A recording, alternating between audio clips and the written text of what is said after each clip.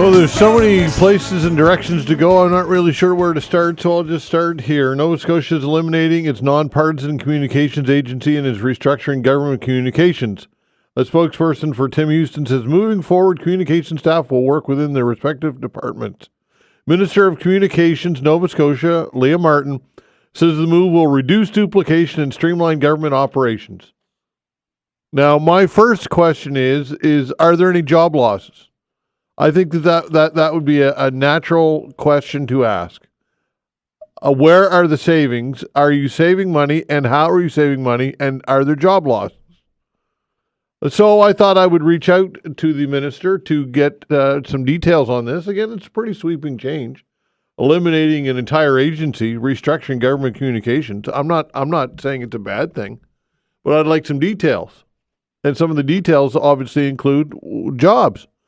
Are they impacted? And I received a response from the Premier's spokesperson who says, Minister Martin, CA passed on your request. She's tied up and won't be able to go on your show.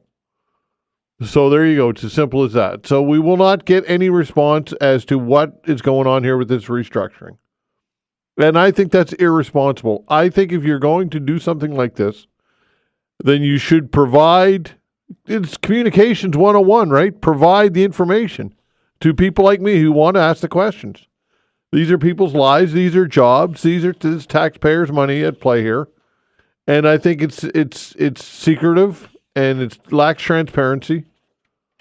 Now, NDP leader Claudia Gender says the communications branch of the civil service was there to provide accurate, nonpartisan information to Nova Scotians, and this change means the guardrails are gone when it comes to public communications. And at this point, I have to agree with Claudia Gender because, again, I'm not getting any response from the government on this or the minister. And I think that is wrong. What do you think? Do you agree with me or disagree with me? Would you like to know more details about this? I certainly would.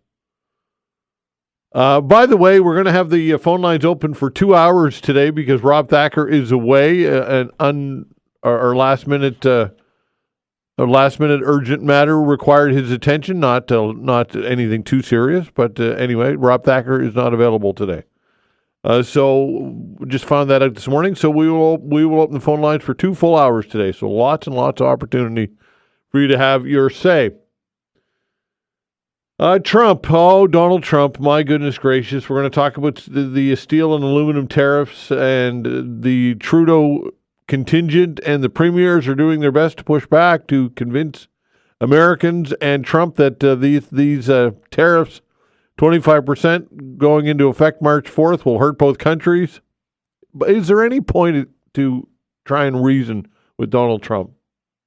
Is it pretty evident at this point that he cannot be reasoned with, that he makes up his mind and it doesn't matter what you say? And he may say one thing one day and completely reverse it the next. It's what I call an abusive relationship. It really is. So I'm going to ask you the question, is it even worth the effort of trying to rational or trying to work any of this stuff out with Donald Trump?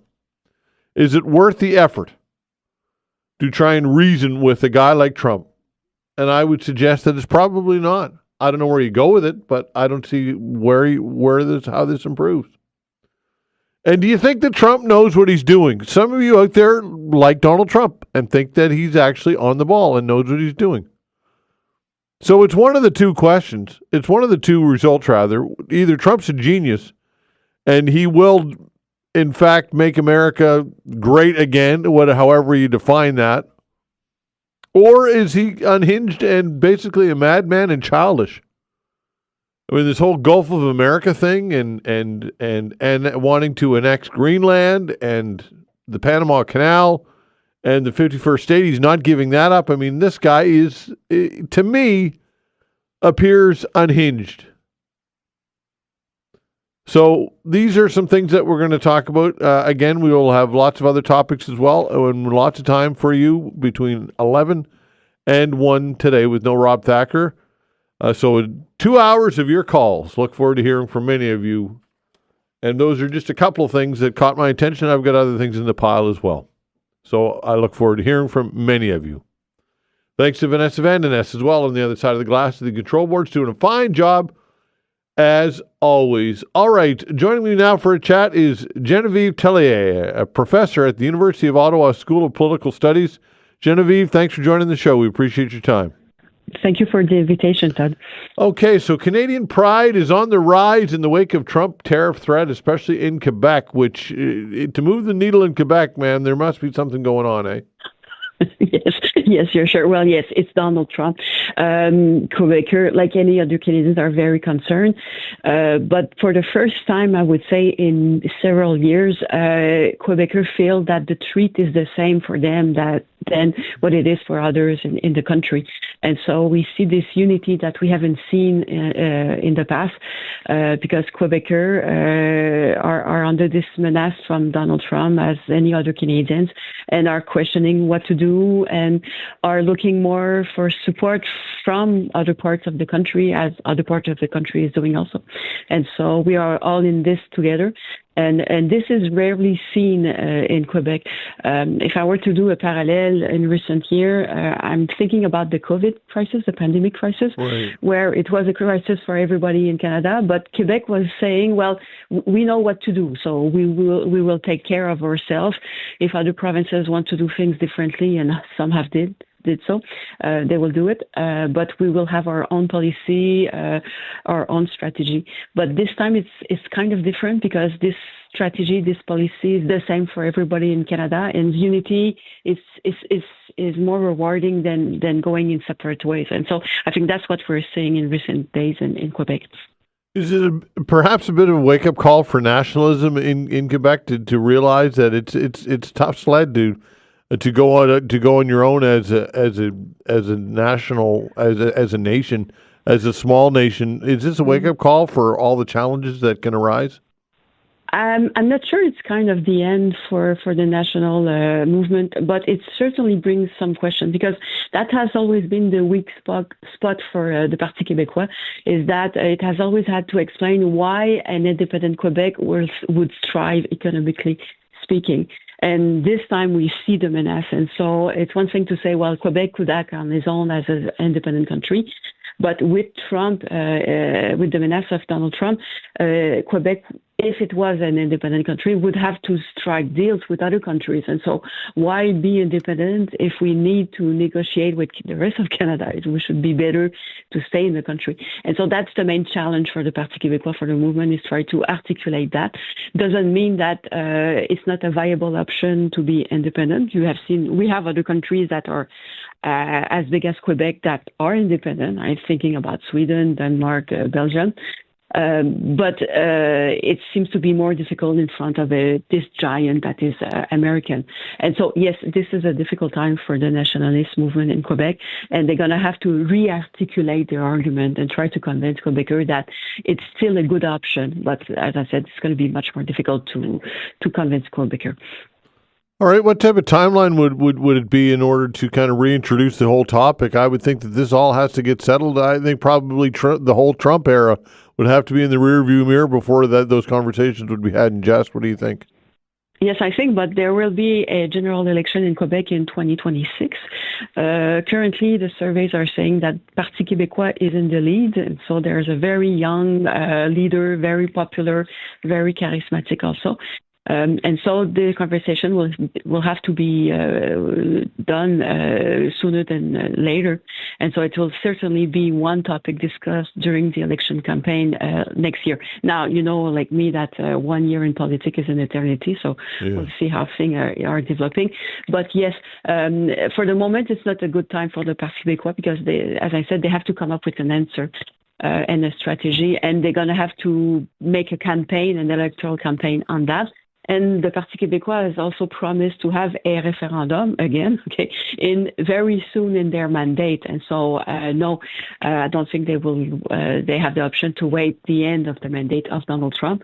But that being said, they could say one thing and do something else, and we'll see about that. So, yes, the timeline is changing completely for the Parti Québécois, that's for sure. I think they would have liked to have more time, but they don't have that luxury. Is true sovereignty the end game here, or is it protecting French culture? Is that probably what's at play here? I would even say it's to have a good government.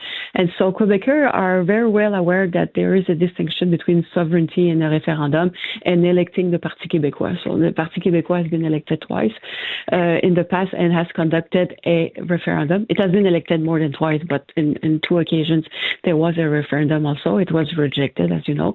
And so Quebecers know that you may vote for the Parti québécois because you like their program, their ideas, you like the candidates also, the leader, but it doesn't mean that you necessarily approve sovereignty and independence. And I think it will be the same this time. And so Quebecers are not very pleased with François Legault for the moment, the current premier.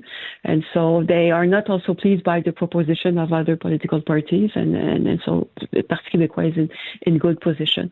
But it doesn't mean that a vote for the Parti québécois is a vote for the independence of Quebec. Geneviève, what's this mean for the federal election, which is coming very soon? Does this benefit either of any of the federal parties right now? What we're seeing now in the polls is that it benefits the Liberals, and the Bloc québécois may be suffering from that because Quebecers are voting for the Bloc québécois to send the message that in Quebec we are different, and so the needs of Quebec are not the same as the need of Nova Scotia or Ontario and Alberta. But now with Trump and this new sentiment of unity in the country, we're all in the same boat together, and so this distinctiveness of Quebecers is not as important as it used to be in the past. And so for the Bloc québécois, it's going to be difficult for them because they're going to have to convince Quebecers that their interests are best represented if they are in the position and if they are able to voice a distinctive voice in Ottawa. And this doesn't seem to be the case anymore. So yes, the Liberals are benefiting from that. Other parties should also benefit, the Conservative and NDP, but we don't see that. It's still a difficult sell for the Conservative in Quebec. The NDP has only one MP elected, and even for him, it's not very certain if he will keep his riding. And so it should be, I think it is a disappointment currently for the Conservatives not to perform better that what they are doing. That being said, it may change. So there is a potential of growth for Conservative in Quebec until the next election. Geneviève, informative. Thank you so much. I appreciate your time. Thank you for the invitation. All right, take care. Geneviève Tellier, professor at the University of Ottawa School of Political Studies. Trump signs order imposing a 25% tariff on steel and aluminum. We'll get into this when we come back.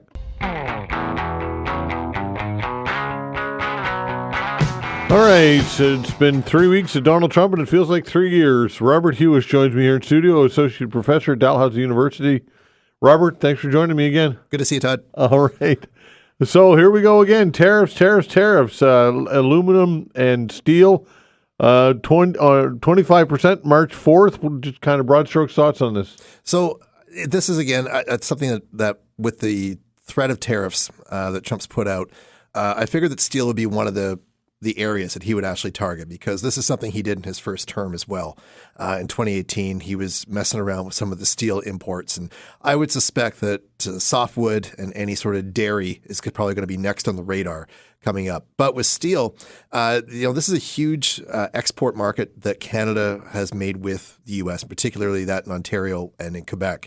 The U.S. has tried to increase its domestic production of steel, something now like 74 million net tons annually, but it is still dependent on about 20% of its needs. And the majority of that does come from Canada. So we've been sending a lot of steel down to the U.S. for the last 20 years, but it has fluctuated. So let's not forget that when the steel tariffs came in between 2018 and 2019, the billions of U.S. dollars, deflated quite a bit during that time. And I think we've seen in the pandemic there was an up and down price, and now we're right back in that mix again, where it's going to be declining as well. The one thing I think that's interesting about the steel tariffs is that we are, as a nation, Canada, we actually import quite a bit of steel from the U.S. as we're actually exporting it. It's just where it winds up is different finished products. Is it aluminum? Is it flat metal? Is it rebar? So that to me says that there could be some adjustment or some strength on our side to bounce back for that. Where's the room to try to help our steel producers here maybe pivot towards a new market, be it in Europe or be it domestically? I know we do a lot of exports to Turkey and to Korea as well. So is there a way of amping that up in this time?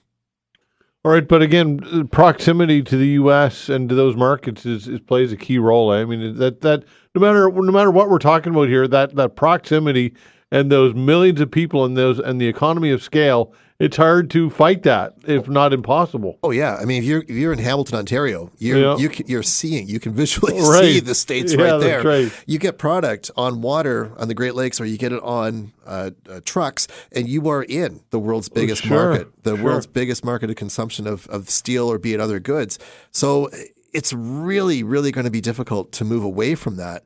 And what's just wild about this, that I keep coming back to, is that what was a couple weeks ago, Trump said, okay, no, there will be no tariffs for Canada for the next 30 days, right? We're here not even a week later, and suddenly we've got tariffs coming down. So you take that, you take the fact that he created the amendments to the North American Free Trade Agreement in 2018, and we start to see that his word isn't even worth the Sharpies that he's signing his papers with. Like it's just so erratic. And I think at the end of the day, any long-term investment in a major industry, or in the States in particular, is going to be volatile to his reactionary moves. What also sort of shocked me, Todd, as I was watching this break last night, the Canadian media was very, very quick to get on this, right? And to say, look, okay, here comes the tariffs, here's the impact, here's the number of jobs in Ontario and Quebec. Flipped quickly over to the U.S. media, to the cable channels. Yeah. It wasn't even in the top 20. Radio silence. Right? It was like they were more concerned about paper straws. Yeah, exactly. But why is that? That's part of the way that the Trump administration is going to operate, certainly for the next 100 days, if not the next 6 months, where he's going to sit down, he's going to sign a flurry of executive orders. Some of them will get through, some of them will be turned around. They will annoy a lot of people. And by just bombarding the public, both domestically and international, with these claims, it's really hard to stage a strategic reaction, because we're almost looking for where the next hit's going to come from. Mm-hmm. And I think that's something that he's adapted from, Mr. Bannon in his first term, and now we're seeing it play out huge in this second term. And I would think that there was going to be some scaling back of some of the impact of this, because when you start to target something like steel production, even though that there's a huge domestic production market in the States, it's going to start jacking up costs to the American consumer. If it's tinfoil, if it's cars, if it's metal roofs, something down the road is going to start to increase the prices of that. And once those baselines start to go up, American consumers will start to feel it. And they realize, oh, we're 6 to 8 months into this, and suddenly the U.S. is becoming more isolationist, and our quality of life isn't going up. Okay, does the United States have the ability, or the capability, I should say, to scale up their operations to match and to eliminate what we are now providing in steel and aluminum? So in theory, yes, there's the ability to increase that labor market there. Yeah. In practicality, not so much, because the dependency on overseas imports offsets those costs. So it actually keeps the cost down. If they go 100% domestic production, and now it's about paying domestic wages and this sort of thing, those products will going to go up anyway. Will go up, yeah. And it's certainly people need to have a living wage and all that, but is it balanced into the economy right now where people can actually afford the products that are coming out? And that's what's unclear. What about China? So China's a very curious one with this. There's some steel that gets imported from China along with India, but the way that the U.S.-China relationship works, there's a lot of hot talk with tariffs there, but there's some real crucial dependencies that China has on the U.S. that's often forgotten. And that's in particular for oil seeds, for these sorts of grains and products, and also for pork meat. Right? China's a major importer for the U.S. agricultural products. Mm-hmm. And I think the U.S. knows that, to the point where they can play with a bit of a heavy stick and say, hey, look, if you don't sort of do what we want you to do economically or make a social policy change, then they can start messing with that food market going into China.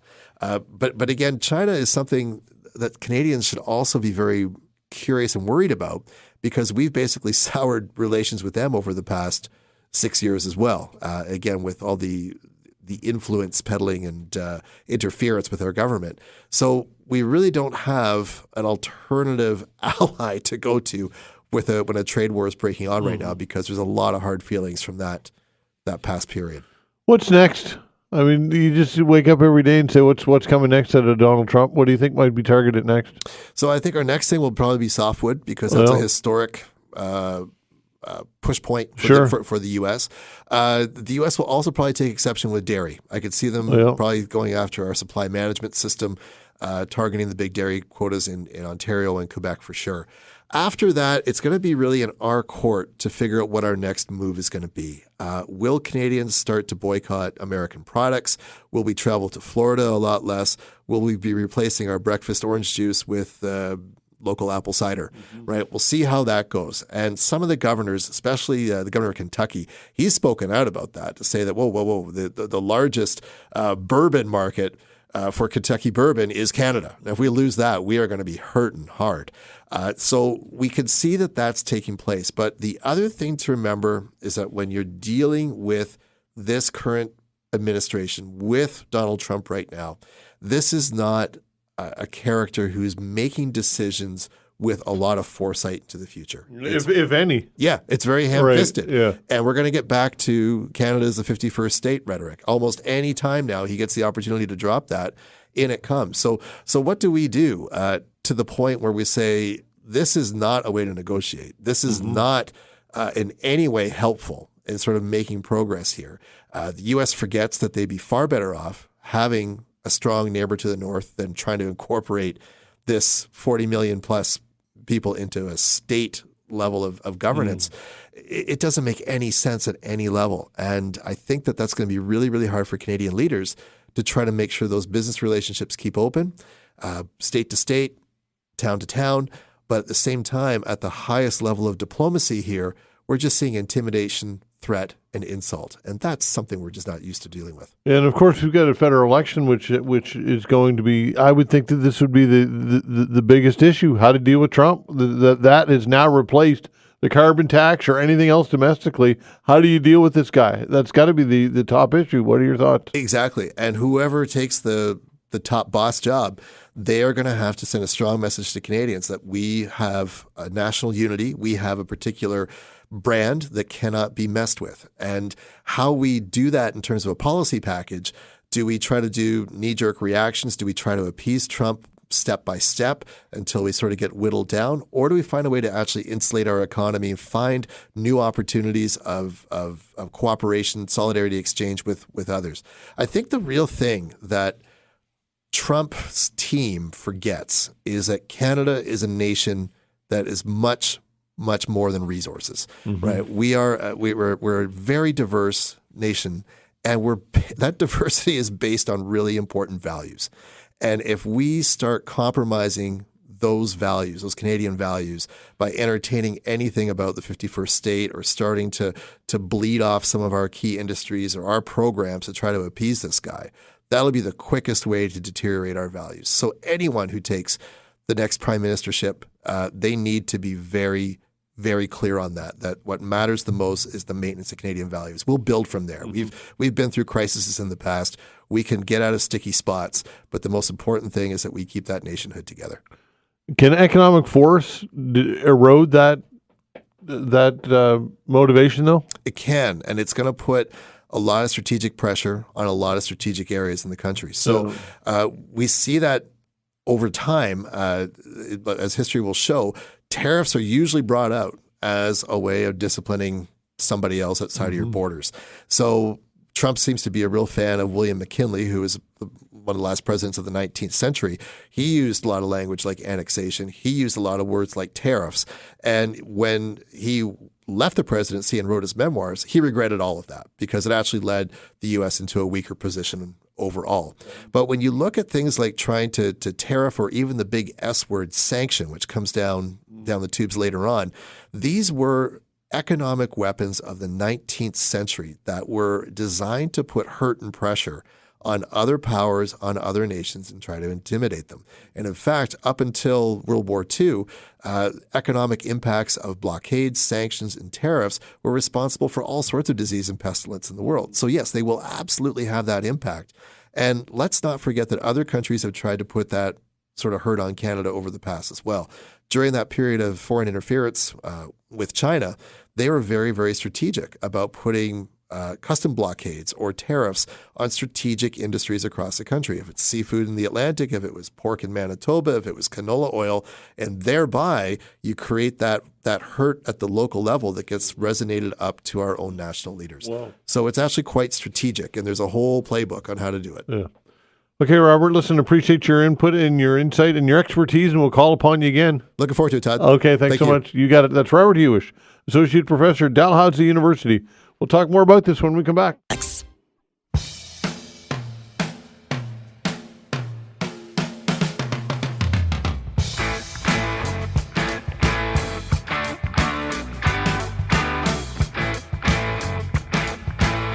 Canada's premiers are taking up the Team Canada mantle in Washington this week for a joint mission to convince U.S. President Donald Trump to drop tariff threats for good. The Council of Federations undertaking the diplomatic push for Trump put a month-long pause on his plans to hit Canada with 25% tariffs. Trump delayed those levies until at least March 12th, but announced that on the same day next month, he'll impose 25% tariffs on all aluminum and steel imports to the U.S. There will be no carve-out for Canada. Joining us to discuss this is Pascal Chan, Vice President, Strategic Policy and Supply with the Canadian Chamber of Commerce. Pascal, thanks for doing this today. We appreciate your time. Hey, Todd, thanks for having me. So here we go again, eh? Yeah, absolutely. I mean, if we didn't know it already after everything we've seen over the past few months, and then more intensely since President Trump's inauguration, perpetual uncertainty is just going to be a constant over the next 4 years. And with the threat of tariffs that was raised ahead of the election and then escalated after the election, it was going to be day one. And then come day one, it was an executive order triggering a review of trade relationships with reports due on April 1st. But by that evening, we were told tariffs were coming on February 1st. And then we get to February 1st. 30-day pause. But yeah, less than 2 weeks later, we now have significant tariffs coming for us, critical to the success of both the Canadian and American economies. So yeah, here we go again is precisely right. Okay, so when it comes to this costing the Americans and not a good move for Americans, do you agree with that? Do you believe that? Is that true? Oh, absolutely. I mean, if President Trump is genuinely looking to score a big win for Americans, taxing steel and aluminum really isn't the way to go about it. The United States import more aluminum and steel from Canada than anywhere else in the world. And frankly, that's what many American industries rely on, including things like defense, manufacturing, aerospace, energy. So if they're looking to put America first with these tariffs, I mean, America is certainly going to be paying first. And look at, I mean, the Canada and U.S. economies and supply chains are incredibly integrated. It's something that you and I have talked about before. But it's been pointed out that, you know, there's $20 billion in trade of steel between our two countries. And in fact, 40% of Canada's steel imports come from the United States. So really, there are no winners on either side when someone decides to impose tariffs. Ultimately, it's just self-defeating, and everybody's going to be a loser coming out of this. All right, so I guess we can't psychoanalyze, or I should say it might be pointless to psychoanalyze Donald Trump, but we'll do it anyway. What would be the reason here? Well, obviously, when it comes to Donald Trump, he sees kind of all of these interactions with other countries and the way that we have trade as kind of, a negotiation, and there's always a winner and a loser, and especially with Canada, obviously, he's going to see whoever's on the other side, on the losing side, and America on the winning side. But, I mean, with this specifically, it's a bad idea for a number of reasons, not least of which is, we've already seen how this plays out. The first Trump administration imposed tariffs on steel and aluminum in 2018, and retrospective analysis has pointed out that they ended up raising the cost of production for manufacturers, reduced employment in those industries, raised prices for consumers, and ultimately hurt exports. So instead of repeating the same mistakes, I mean, we should be looking at how to facilitate trade and strengthen our supply chains to ensure the U.S. could benefit from the expected job growth and GDP increase that he's promising, and that would come through reducing trade barriers. But ultimately, this is something that he's going to be holding on to, and it's obviously a theme that continues to recur and that we're kind of dealing with and having to react to. All right. So, what type of success do you anticipate this mission to the United States to convince people there, decision makers there, that this is not a good plan? What measure of success is realistic here? Well, I mean, first of all, we kind of need to have that unified approach. I mean, we really talk about here at the Canadian Chamber, we got to kind of have to make the case for Canada and the U.S. because if you look at where these things rank for Americans or how highly they're paying attention to where these disruptions or how it's going to cost them, I don't know that it's necessarily, or we haven't seen that it's necessarily that high on their list. So some of the work that we're doing with, kind of our business partners and chambers across the country is trying to raise that awareness. And we think it's important for our political leaders to be united and be all in on Canada and be making that case. And from our perspective also, I think at the Canadian Chamber, we need to be raising awareness about, what this is going to do. I pointed out the analysis about steel and aluminum from the 2018 tariffs, but also, we've produced a report that's looked at, the impact of the 25% tariff across the board, which was previously being threatened, and what that would, the impact that would have not only on Canadians but also on Americans as well, by shrinking their GDP by about $467 billion and costing the average American $1,300 US annually. But also looking more regionally, and this is the other thing that was mentioned in the preamble with the Prime Minister mentioning Ohio and impacts there to Vice President Vance. But we launched a Canada-U.S. trade tracker that breaks things down more regionally and looks at kind of how do states interact with the Canadian counterparts, because we are the top export destination for 34 U.S. states. And so obviously we're a very important trading partner, and anything that impacts them like tariffs are going to impact their businesses and jobs on their side of the border as well. Right. So when it comes to our manufacturers and suppliers, how do they know, I suppose, how much to produce? This must be a question at this point. Yeah, absolutely. Manufacturing. I mean, disruptions with, any country like this is going to risk upsetting the balance of the North American manufacturing ecosystem. I mean, if you look at auto specifically, the amount of times that we've talked about how many times something crosses the border before, we get to a finalized input. And that's something that really comes up a lot with trade of steel and aluminum specifically. Look, they import a lot of these elements for specific industries that are in manufacturing. So when you disrupt one part of the supply chain, it's obviously going to create demand elsewhere. And that also can, as the amount of business that we do with the U.S. and the importance of that sector globally, this is going to shift kind of supply chains overall and obviously lead to kind of increased cost for the manufacturers who are moving these products, and then ultimately for the consumer that needs to pay the end fees. So again, it just kind of adds a significant layer of complication that's so hard to estimate given the reach that this is going to have across industries and for consumers. So I suppose the hope or the feeling is that there'll be after a period of time that Trump and those who are making the decisions will come to their senses here and reverse this. I suppose that's the end game. That's the hope, right?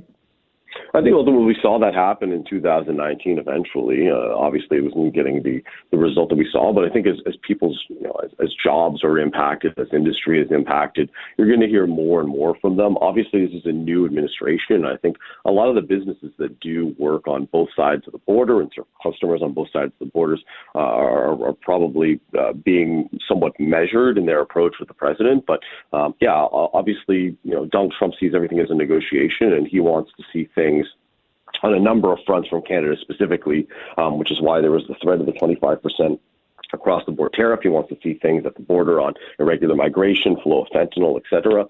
So again, it's kind of getting to there. And as we approach the 2026 review of CUSMA, what exactly does he want to see? How can we address those things to, but in that process, also make sure that we're standing up for Canada, Canadian industry, and Canadian jobs. But yes, I think ultimately we're going to have to get to a resolution soon, and it's going to be a long and complicated road paved with uncertainty for the next few years. Well, I mean, the rule of law, if the rule of law is not applied, then these negotiations and these treaties and these deals are negotiated in good faith. They're not worth much if the rule of law is not going to be applied here. What are your thoughts? Yeah, absolutely.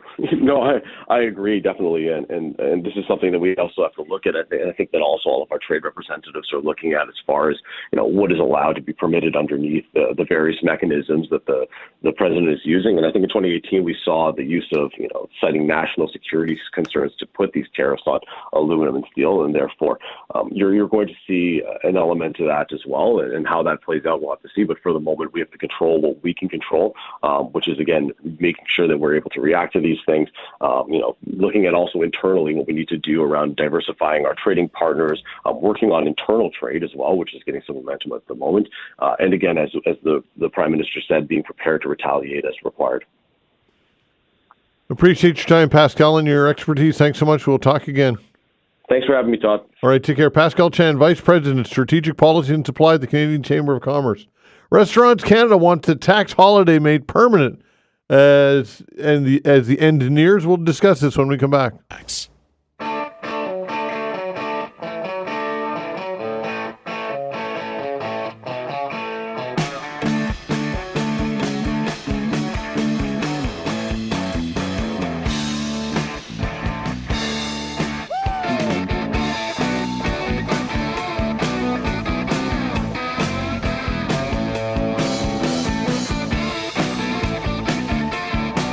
All right, a reminder, we'll take your calls for 2 hours today. Rob Thacker is away, so we will have a double open hour. Lots of opportunity for you to have your say.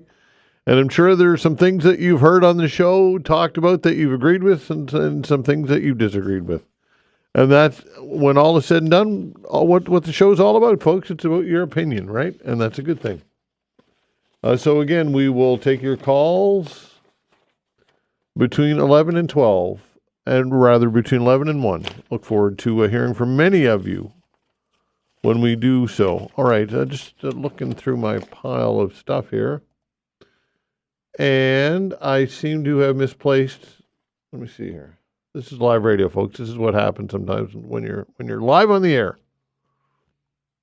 Here we go. And Vanessa is having a challenge finding our guests, I assumed. Wait, I think she's... Anyway, yes. So we'll take your calls again. I was just looking. Fine. I was looking for something here that I had specifically. Oh, here we go. The Auditor General report.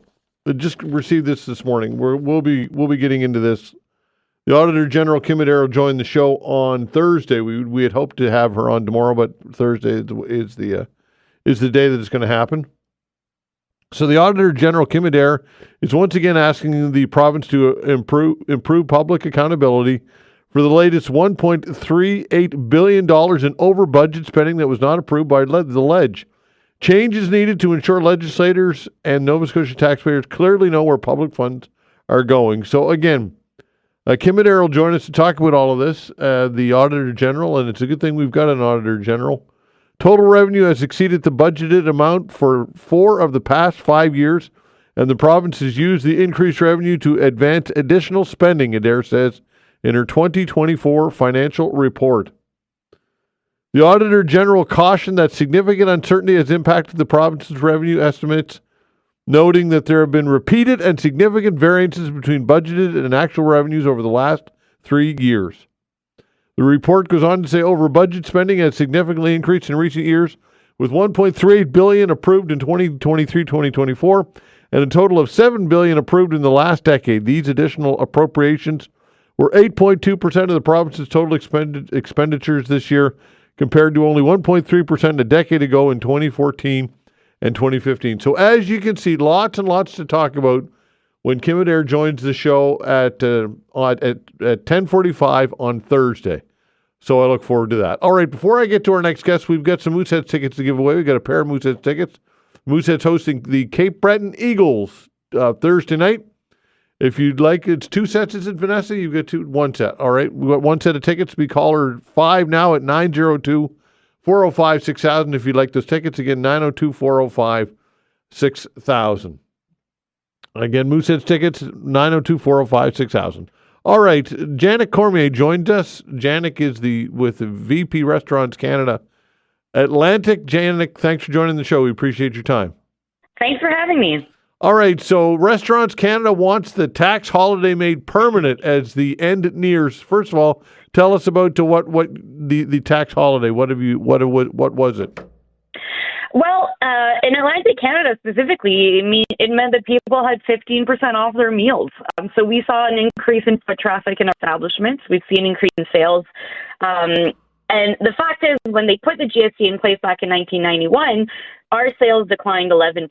So there's definitely a direct link between the cost, the additional cost to consumers, and how much they're consuming of the product. So we absolutely want this to be made permanent, at least extended.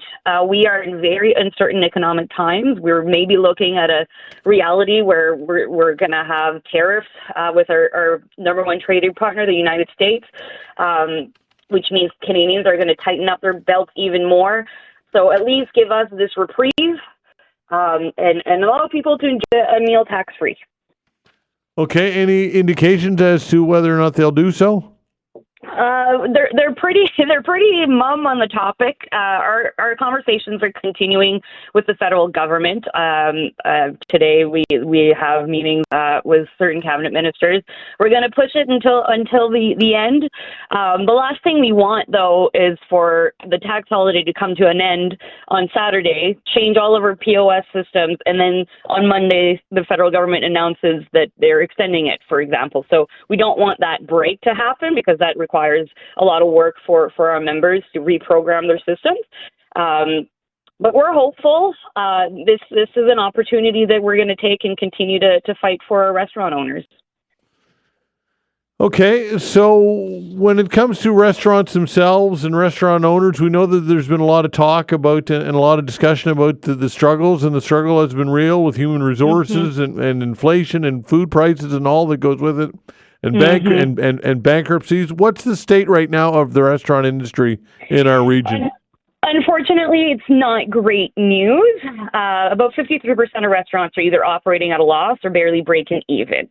However, the good news is that the data released by Statistics Canada of the Labour Force Survey showed that in Nova Scotia specifically, year over year, January employment in our industry was up 18.2%. So that's the good news. That means that the GST holiday worked in getting people through the doors, and so our restaurant owners didn't have to lay people off, and usually a very dead period of the year. This is huge. 18.2% increase in Nova Scotia alone. I mean, the data doesn't lie. It means that the holiday worked, and we got people through the doors. So that's the glimmer of hope that we have. We're very concerned with this ongoing tariff dispute with the United States. We get a lot of our agricultural products from the U.S. We don't grow a whole lot of strawberries in January here in Canada, right? So we're very concerned about that impact on our industry, the direct impact, but also the indirect impact. If there were massive job loss due to these tariffs and Canadians are struggling to make ends meet, they won't be going out as much. So we're concerned about 2025. This is a small glimmer of hope, which is why we're asking for the federal government to make this permanent. But the reality is people are nervous, and when people are nervous, they don't spend as much. And I'm sure there would be other sectors that would say, "What about us?" Right? I'm sure that would be a sentiment that you would expect. I would expect so. I can't speak for other sectors. My job is to speak for the food service industry. And so, for us, food is food. Making it more expensive by taxing it is just bad public policy. So that's our fight that we're taking to the government right now. Indeed. Okay. Listen, I appreciate your time. Thanks so much. Thank you for having me. All right. Take care. Janick Cormier, VP Restaurants Canada Atlantic. We shall see how that one goes. All right, folks. Again, we've got lots of time for you. Lots of things to talk about as well. 902-405-6000 if you'd like to get in the queue and have your say. What is on your mind today? And look, we can talk, and I'm sure that we will talk a lot about Donald Trump. But something else that I want to get into is this story. Nova Scotia is eliminating its nonpartisan communications agency and is restructuring government communications. A spokesperson for the Premier says moving forward, communication staff will work within their respective departments. Minister of Communications Nova Scotia, Leah Martin, says the move will reduce duplication and streamline government operations. All right, well, that's all well and good. But my question is, where are the details? Where's the meat on the bone when it comes to all of this? Are there any job losses? How much money is being saved? I think that that's important to know. These are important details. And I did reach out to the minister and received word back quite promptly this morning that Minister Martin will not be commenting or joining the show to talk about this. And I think that is wrong. I think that if you're going to do a restructuring like this and you're going to impact workers to this degree, I think that the government should certainly, and ironically, in its communications, would communicate that with the public. So I think more details are needed. So you can get into that or whatever else you'd like to talk about. 902-405-6000. What is on your mind on this Tuesday? Again, 902-405-6000. Your calls from now till 1 o'clock. 902-405-6000. We'll be back. Thanks.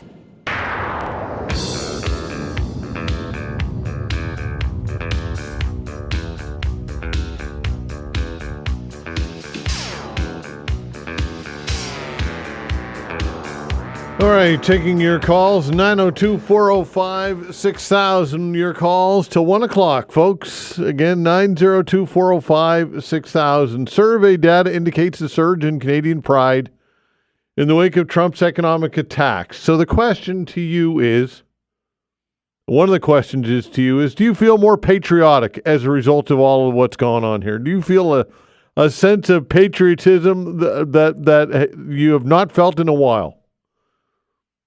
Is it essential to put differences aside and have a unified front in this current climate in which we are in? We have a lot of political divisiveness. We have a lot of regional challenges, a lot of regional differences and issues. Is it essential that we put all of that aside at this point and have a unified patriotic front here to deal with this? Do you feel attacked in some way by the United States, by Donald Trump? Do you feel that trust has been broken with the United States? Is this pace with Donald Trump's unsustainable? I mean, look, folks, it's been less than a month, and look at the salvos which have been fired countless times already, reverberating all around North America and around the world. I mean, everybody's on edge right now. If Trump if his intention was to put the world on edge, he's succeeded. Is that his modus operandi? I suppose at this point it is. How much of a wake-up call is this for our country and Canada to diversify markets? Now, it's easy to say we need to diversify markets, but there's a big reason why we haven't done that, and that's because the United States it's the proximity to the largest market in the world. And all of these relationships which have developed, these business relationships which have developed over the decades and decades and decades. You can imagine how difficult this must be for U.S. businesses as well that don't want any of this. And it makes you wonder, why are more people not speaking out against this? Trudeau says Canada will push back, work to convince steel and aluminum tariffs will hurt both countries. Is there any point in trying to convince Donald Trump that this is not a good move? Is there any point at all? Because it doesn't indicate, there's no indication that you're dealing with somebody that's willing to listen, somebody who you can reason with. So if that's the case, well, how do you proceed? And I've used this analogy already before, and I think it's true. It's an abusive relationship, and in an abusive relationship, somebody always hopes and maintains hope that they're going to be able to reason with the other person at some point. And the other person, the abuser, often gives an indication or hope that that'll be the case, but then they yank it away every time. And this, to me, has the hallmark of an abusive relationship. So how do you deal with an abusive relationship on a scale like this? I don't know. And do you think that Trump knows what he's doing? Is what Trump is what he's doing going to work? Is it going to truly do what he says it's going to do? Or is he basically a madman, completely unhinged and out of touch with reality? Because it's one of the two. So you can get into that or whatever else you'd like to talk about. Again, 902-405-6000. We've got lots of time for you folks. 902-405-6000. Let's kick it off with Tim. Hello, Tim. Morning, Todd. How are you? Well, you? Very good. Just a couple of quick points in regards to the Canadian women's team. I'd like to congratulate them for their efforts, especially over in PEI and taking the series, and the Invictus Games just started in Vancouver. I wish all those athletes well, and it was nice to see the opening ceremonies. As it relates to Trump, respectfully, I don't think you can believe a word he says. He's preaching to a different audience, which is those in the States. His rhetoric resonates with them. I'm not sure that the premiers have a plan. I think they got caught with their pants down, and it's inevitable because they keep running to the States. I don't see the governors or anybody from the U.S. coming up here. But at the end of the day, I'm not sure if they're going down with a plan or they're just going down for the sake of going down. But at the end of the day, Trump's going to continue to do what he's doing because he's preaching to a different audience. And I think, as I've said before, unfortunately, Canada may be in for some very difficult times, and we'll see where the weeks and months take us. Indeed. Okay, Tim, thanks for the call. Take care, 902-405-6000. Jeremy, hello. How you doing, Todd? Well, you? Oh, good, thanks. Look, I mean, I think you're spot on again with your analogy of an abusive relationship. You don't convince an abuser that, they should change their behaviors because they don't and they won't, right? And I think that's going to be the case with Trump. I think he's operated most of his life on the principles that we're seeing him operate in within the presidency now. But I think one of the things that I read this morning that was quite concerning is that now J.D. Vance, his vice president, is suggesting that the courts have no authority over the president's actions, which surely, I know they did give him a pretty broad immunity ruling, but, in every democracy, those checks and balances are there for a reason. And if there, becomes some legitimacy to this idea that there is absolutely no authority in checking the actions of this president, then I think, the idea that he's going to go anywhere after his term is up is one that people have to be prepared for, right? Yeah, I don't think Trump thinks the law applies to him. I really don't. I think that you talk about being fast and loose with the law. He's fast and loose with the law. I don't think he considers the law. No, and I think because of that, and a lot of legal scholars, at least what I've read this morning, they say, look, the U.S. Constitution falls apart if this becomes the case, right? Mm-hmm. For him to run as the Republican and become elected, and Republicans famously, sort of put it out there that they're the party of rule of law. That's laughable at this stage. It's scary, but it's laughable. And I think, just the consequences of what he's done in his first 3 weeks are going to be harsh on everybody. I mean, they're talking about tariffs on, Kentucky bourbon. Mm-hmm. That will devastate that state economy. Mm-hmm. And I think, when we start to see some of these reverberations within the states that start to affect some of his base, there may be some restraint because, again, I think it comes back to his ego ultimately, and that, if a large portion of the American public starts to see him as no longer being the man, so to speak, he may backtrack. But I think, regardless, I think Canada has to, like you said, start to look at diversifying markets. And I think they need to look at it as a long-term strategy because regardless of how long he's in power, whoever comes into the presidency after him, if it's a Republican candidate, is certainly, he's going to have sway and influence over this party for the rest of his life. Yeah. So if you think these problems are going to go away with a new president, that may be the case with a Democratic electee, but it's certainly not going to be the case with anybody. Well, isn't it interesting that we're on the cusp of a federal election as we speak here in Canada? We've got the Liberals who have a leadership race, and we don't really even talk about it. All of the oxygen gets taken up out of the vacuum of Donald Trump, and it's just unbelievable. Yeah, it is, and I find myself checking myself, not doom scrolling and looking for articles constantly. And yes, of course. We as Canadians need to make good decisions when it comes to electing our next government. Yeah. But I think, by and large, the rise in patriotism here is a good thing, and I'm certainly on board. I'm looking to buy Canadian wherever I can, and I'm, long term, I am not going to go back to supporting most of the stuff that I had in the past that came from the U.S. I spent many, many years traveling in the U.S. I spent summers, vacations down there for months with my parents.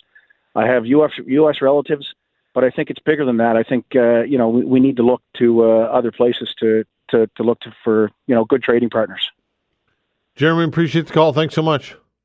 Cheers, buddy. All right, take care. 902-405-6000. Dennis is a first-time caller. Hello, Dennis. Hi. Hi. I agree with this guy you just had on, and every time I hear that name Trump, I'm like, poor Tony, you're giving him the a-hole. Everybody's falling into his trap, and he loves it.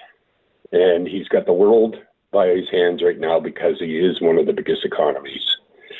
And he can do what he wants because nobody can touch him.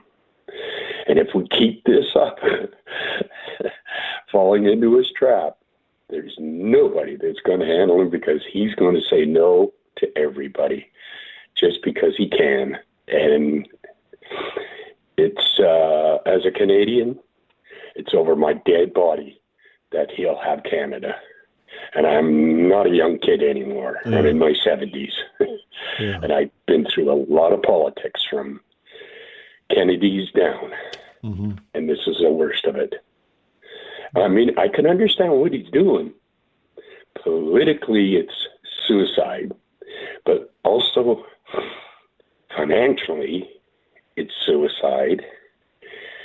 But as a businessman, he thinks it's right. And he's got all these guys like Musk, Elon Musk, and all going, let's get on the same horse and wagon and let's drag the world around for a while and shake him up. And that's what he wants, and that's what he's got. Everybody's talking about him, and even me, and I hate it. Yeah, for sure. Okay, Dennis, thanks for the call, pal. Yeah, thanks. All right, take care. 902-405-6000. We'll continue with your calls when we come back.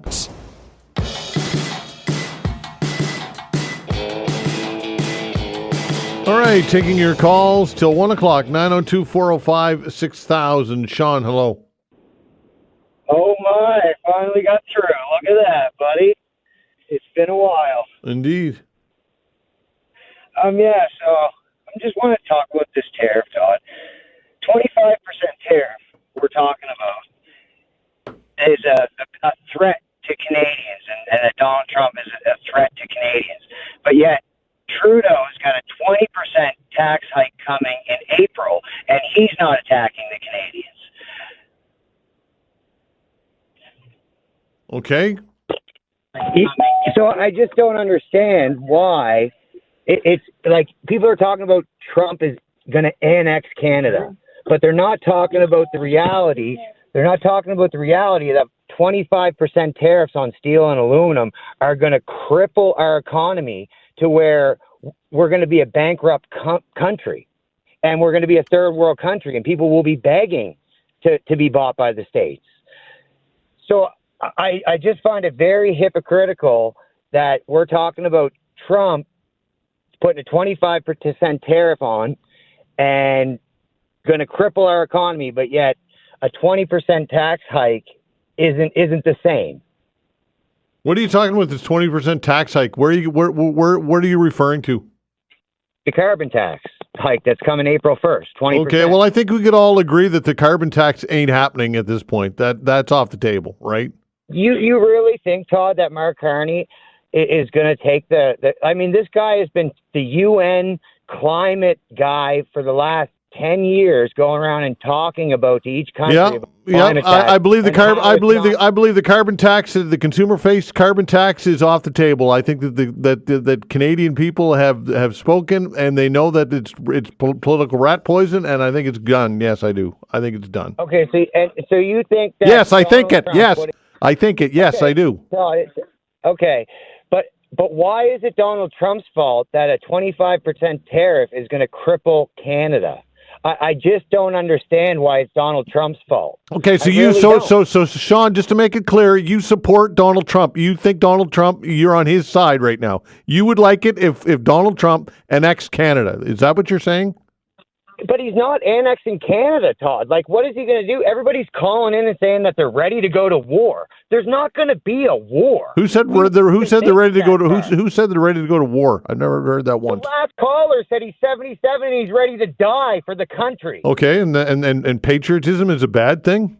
Is it? No, but I'm just saying it's not even going you hate this country, Sean. You hate Canada. I love this country. No, you don't. You hate Canada. I can hear it in your voice. You hate it. You hate this country. But I love this country. It doesn't and tell. I don't want to see it go to bankruptcy and watch the citizens of this country go into extreme poverty because of the government that we have. Is all I'm saying. Well, it's not. Guess what, Sean? We've got a federal election. We've got a federal election coming up, and the carbon tax is not going to be happening. First of all, the Liberals aren't. First of all, the Liberals aren't even going to win the election. That's the first thing. The Conservatives are going to win the election. That's pretty evident. So what are you crying about? What are you whining about? Because what I'm whining about, Todd, is we don't look what our country has come to. We have an unelected Senate. We have an unelected Prime Minister, Mark Carney, who's going around. He's getting intelligent briefings from the cabinet. He's a citizen, not elected. Do you think Rudy Dalla is getting any of these reports? How come you don't push Rudy Dalla on your show? She's coming to Halifax. I hope you have her on. Because she's the change that the Liberal Party needs, and you should be putting ads about her, but you don't hear a peep from her from the media. Yeah, and why is that? And why is that, Sean? Because her message is exactly what Canadians need. Well, and she's a threat to the Liberal Party. Well, the reality is World Economic Forum agenda. All right, Sean. I knew you. I was waiting for your World Economic Forum. I had the countdown going, and there it was. I know you were. Sean, you hate Canada. You hate this country, and you want to belong to the United States, Keep right? People. And you want to belong to the United States. See you later. 902-405-6000. David, hello. Hey, good morning. Hi there. How are you? Fine. I just want to change the subject here a little bit. I'm getting a little tired of the Trump thing over and over and over. Sure. Anyways, yeah, just getting a little tired of it. I want to talk about the restaurant situation in HRM. And I know you have lots of guests on, Todd, and they talk about, I was just listening to the lady again this morning talk about the restaurants and how they're having a hard time, so on and so forth, how some of them are on the verge of going under, their profit margin small. But don't you think the market is flooded with restaurants, Todd? Well, that's a good point. I mean, yeah, it's tough. It's a tough industry, and I would not want to be a restaurant owner. I don't know how anybody does it, to be honest with you. Well, it just seems like we try to support the restaurant as much as we can. We went out as a family of four to a local restaurant for a meal. Yeah. It was very expensive. So be it. It was a treat. But something that we can't do as a family in this economy every week or every 2 weeks. It just seems like the restaurant industry, every time you have a guest on there, is to the point that, you know, help us, get out there and support. But you can only support so much. Like every time, if you look out your window in your office, how many restaurants you see in your block? And if you're going to open up a business, why in the hell are you going to open up a restaurant? Like, why would I open up a pizza joint when there's 6 of them on my street? Like, I don't understand the theory where they get by and want us to feel bad for them, want us to feel this and that. And don't get me wrong, I support them as much as we can. But the other side of it is that the restaurant industry's got to look at it and say, you know what? Like every time a new building goes up in this city, every time a new building goes up in an area, what's in the bottom of it? A restaurant. Yeah, that's true. Like just drive down the road and see the new buildings being built and rental space for restaurants in the bottom. Like go outside your door, walk down your street, walk down Roby Street, come around the circle. How many restaurants are there and who are you going to support? So it's a flooded market. I think they got to realize that there's only so much support can happen. And when they get on your radio station and say their margin is low and many of these people are, then why in the hell did you get in the restaurant business? Yeah. Yeah, that's you know, true. Do you understand what I mean? Like, I do, yeah. Why would I open up a radio station right beside a talk show radio station right beside yours when there's 4 or 5 of them in the city? No, it's a good point. It's a good point. Well, I think when you have, go ahead. I think when you have an ad on, I think when you have a guest on from Restaurant Association or someone from the restaurants is to ask them, like, straight out, is the market flooded? Is there, like, from what I heard, we have more restaurants and bar per capita here than any other city. And so there's new construction going up, and everybody wants to be supported, but you're flooding the market with it. And I think the profit margin is not as bad as what they come out to be. I don't know the last time you bought a dinner and or a liquor drink in a restaurant, but it sure is only cheap. Yeah, well, they would tell you that the margins are very thin, and there are, as far as the restaurateurs and bankruptcy, that there's a lot of them that are on the brink of bankruptcy and not making money at all, according to the data, David. But I agree with you. It seems as though there's lots of restaurants, but I'm not sure what type of market research that they do going into opening a restaurant. These are good questions. Well, yeah, and that's a point that if me and you owned a fish and chip store on Roby Street, and we've been there for 20 years, but all of a sudden 4 new buildings go up, and at the bottom of those buildings are restaurants, and they open up pubs that serve fish and chips, of course our margin can be low. We lost business because 5 more stores opened on the street. Yeah. I don't know how you regulate that. I don't know you can put a stop to it or whatever, but there's more than just the restaurant business around here. There's more than just the restaurant business that's getting flooded. But the restaurant business is like, it seems like every time you turn around, it's like, oh, I'm going to open up a pizza joint. I'm going to open up a restaurant. I'm going to open up a pub. I'm going to sell this. I'm going to sell that. And it's all the same thing. And the market is flooded. Right. So I don't know how the Restaurant Association runs, if they have members on the board that look at the situation and say, okay, you know what? This is not a good situation anymore because we are over flooded. Yeah, David, you can only support so much. Yeah. No, listen, David, listen, I think you make some valid points. I do. I think you raise some valid points. Thanks for the call. I got to go. Thank you. Okay, take care. 902-405-6000. We'll continue with your calls when we come back.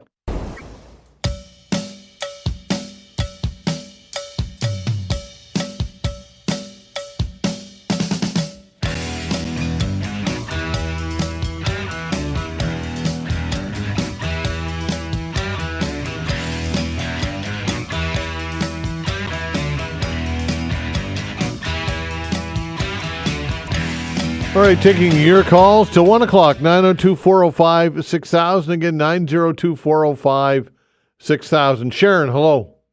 Hi, Todd. I just wanted to point out that our economy in Canada has been in the toilet for the last 8 years. The only GDP we've had here is in the service industry. And I got to agree with Sean.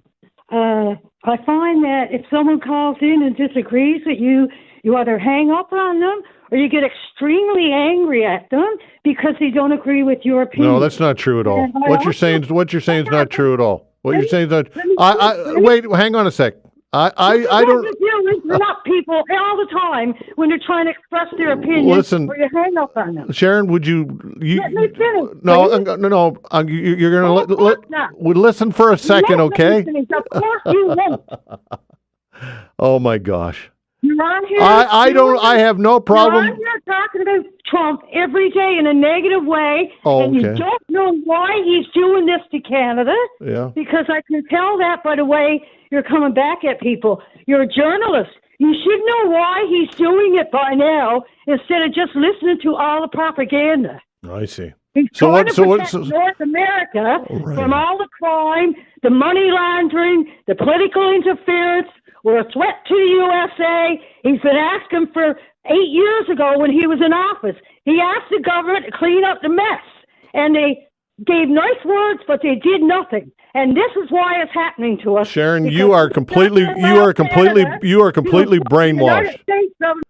completely brainwashed, Sharon. Completely brainwashed. I'll never call your show again. Good. Thank you. Please never call again. Never call again. Thank you so much. Listen, people call all the time and I don't agree with them. That's fine. I don't mind having a disagreement. I don't mind having a disagreement at all. But when people call and they want to defend the likes of what Trump is doing, I'm sorry, that is going to get me on edge. You've got somebody who's the president of the United States who regularly quips about making us the 51st state. Am I supposed to support that? What would happen if I came on the air and said, I think it's a good idea that Donald Trump wants to make us the 51st state. I think we should do it. I think we should take his deal. What do you think would happen? How do you think callers would react then? Is Canada perfect? Of course not. I'm not a fan of Justin Trudeau. Never have been. I've been highly critical of him. I'm critical of every politician. But I still believe in Canada as a country. I'm patriotic to this country, and I will be passionate about this country.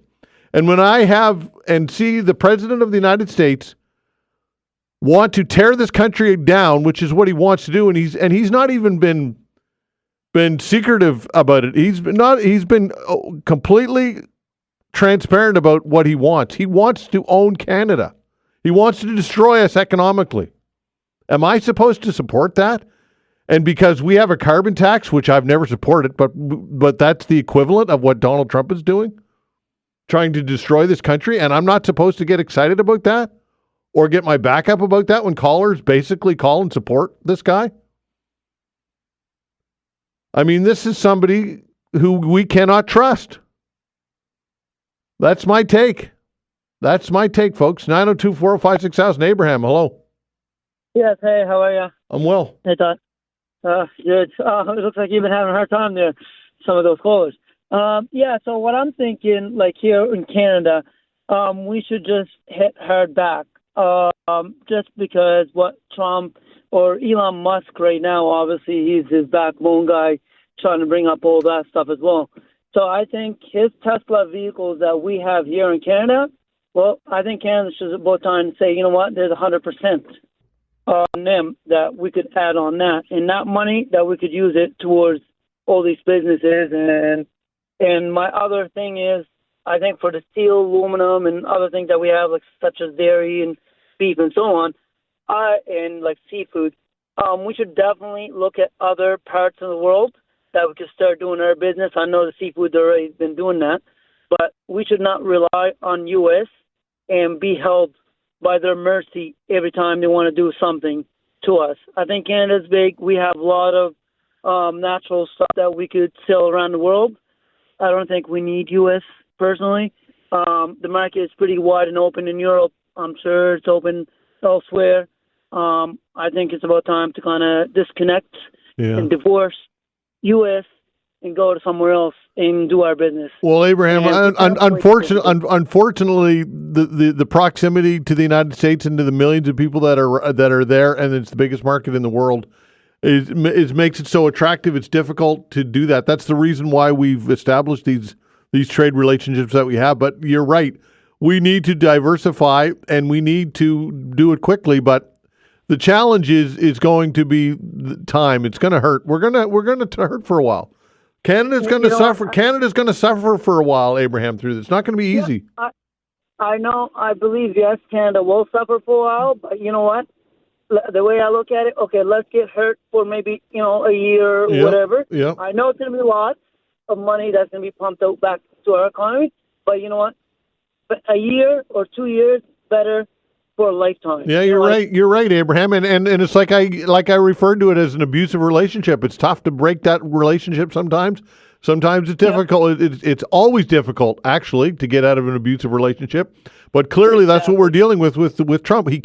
Trump can't be trusted. Trump is erratic. He doesn't have our best interest at heart. He wants to dismantle this country. He's said that vocally. He makes fun of this country, and we're supposed to support that.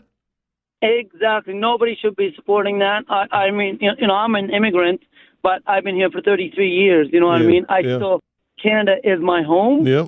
And I truly believe, and I own a business here in Canada too, right? So I truly believe Canada should do much more. We should be looking at other markets in the world, and we should rely on our own, not be held by the United States. And that's why I think we should send them our divorce paper and say, you know what? Let's look at other markets. Okay, Abraham, thanks for the call. Appreciate it. 902-405-6000. Look, it comes down to this. It's a declaration of war is what Donald Trump has made on Canada. It's basically, for all intents and purposes, that's what it is. It's a financial war, but a war nonetheless. And where will he stop?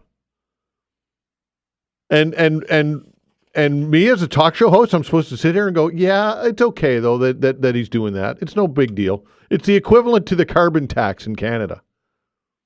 Him wanting to annex us and make us a 51st state and cripple us financially is the same as a carbon tax? I'm sorry, but I don't think so. 902-405-6000, and I am no fan of the carbon tax. Len, hello. Hi, Len.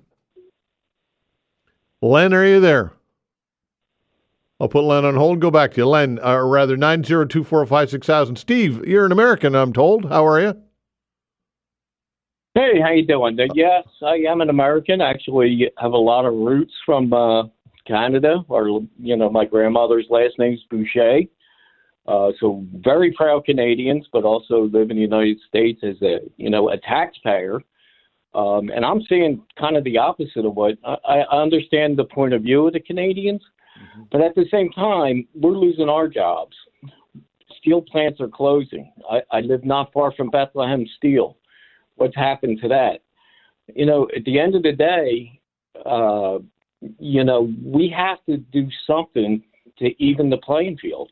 I don't like Donald Trump. I know him personally. I used to be involved with the Atlantic City International Airport when he parked his plane there. I could tell you stories that, would make your head spin, and that probably doesn't even scratch the surface.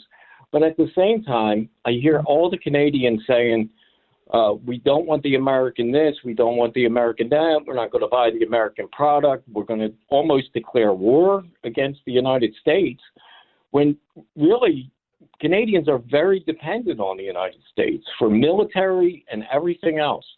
And to just flip the finger back at us because, we're not asking for you to do anything that we're not asking other countries to do.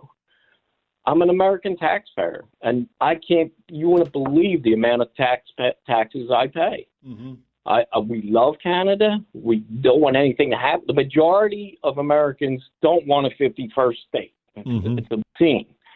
But at the same time, we got to look out a little bit for our best interests. Our Social Security's falling apart. Nobody can afford a house. Same thing as what's going on up here. It's $8 American for a dozen eggs, and something's got to give. So it's not personal. Yeah. But get back to my original question? What is my obligation as a United States citizen and taxpayer to the Canadian people? What is it that they feel I should do? Well, again, I don't think you should do anything, but I don't think that your president basically wanting to cripple us economically and make us a 51st state is a step in the right direction. I can tell you that.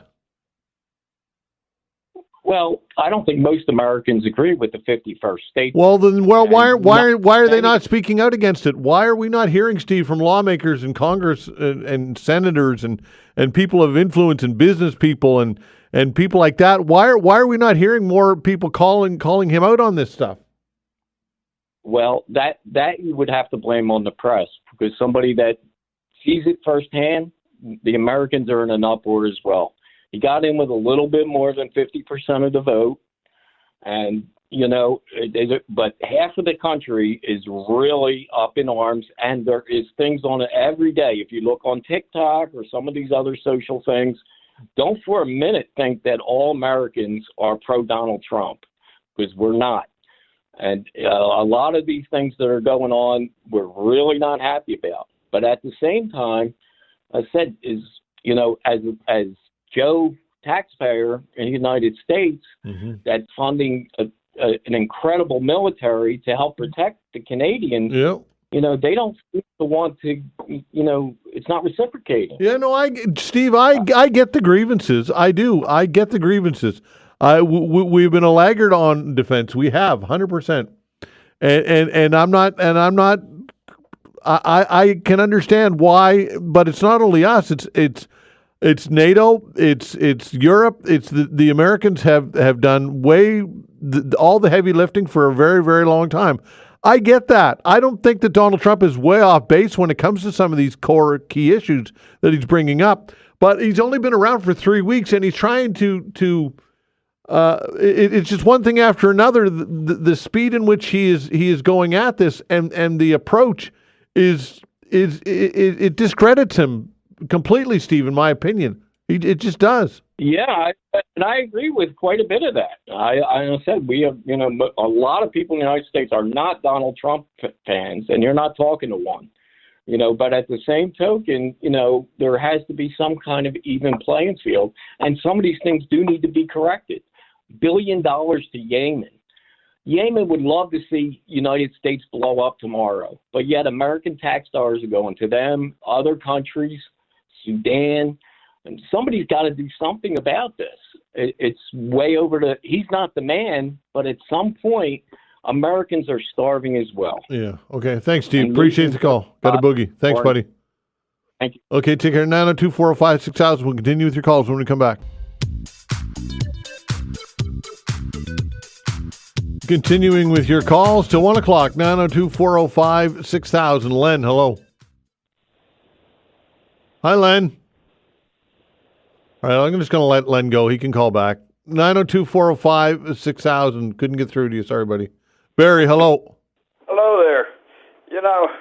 We're going to have to live with him for the next 4 years, and hopefully the other people can win. I mean, if you followed the last election, Donald Trump was saying, vote for me now and you'll never have to vote again. And Project 2025 is going ahead full speed.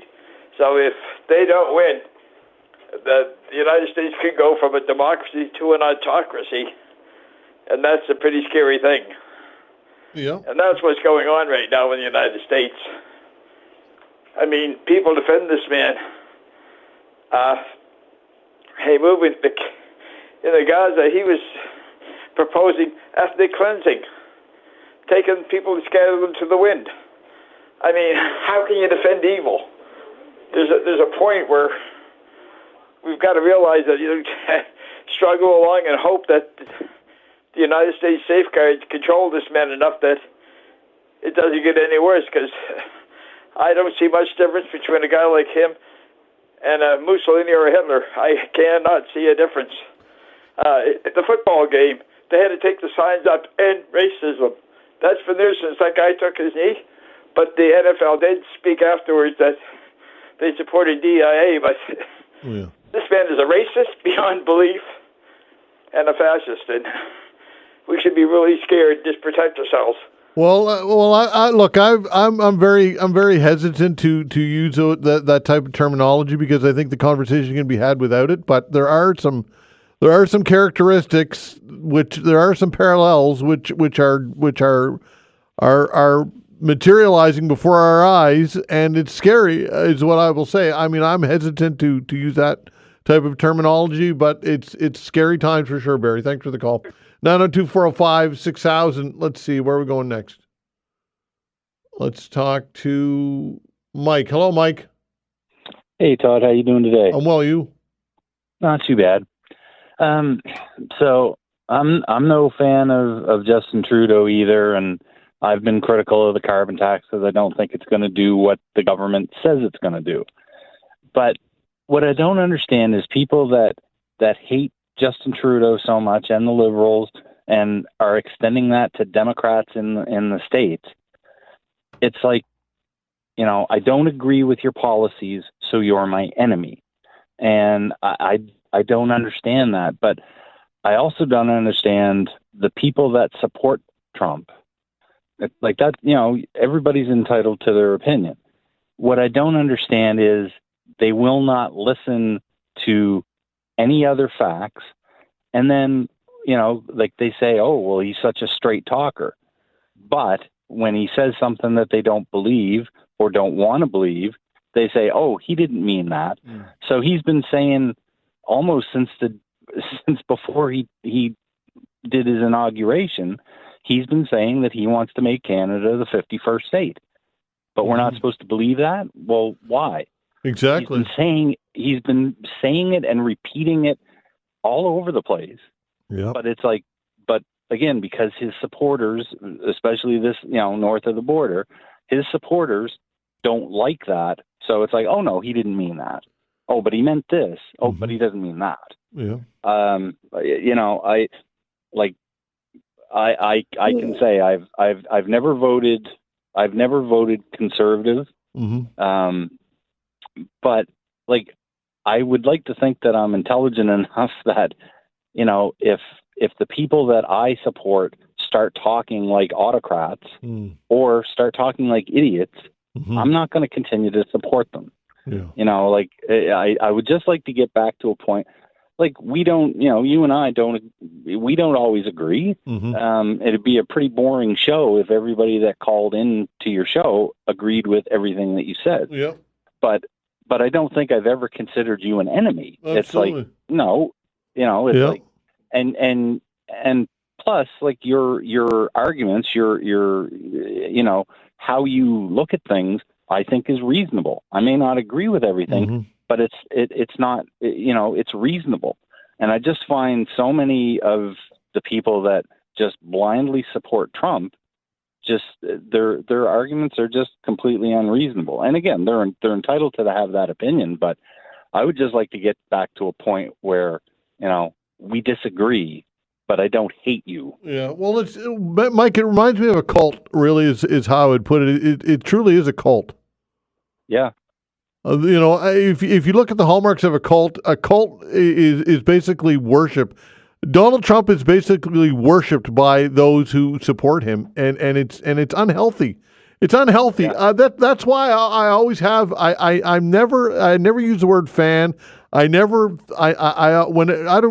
fall in love with political leaders because they'll break your heart every time. And listen, this is a cult going on right now, and it's hard to believe. It's hard to believe, Mike. I almost can't believe that people are calling this show defending Donald Trump, the guy who's declared economic warfare on this country, wants to dismantle this country economically. And to your point, he said it repeatedly. And why the hell would we believe him? And we have people calling the show supporting that. That blows my mind. Yeah. That blows my mind.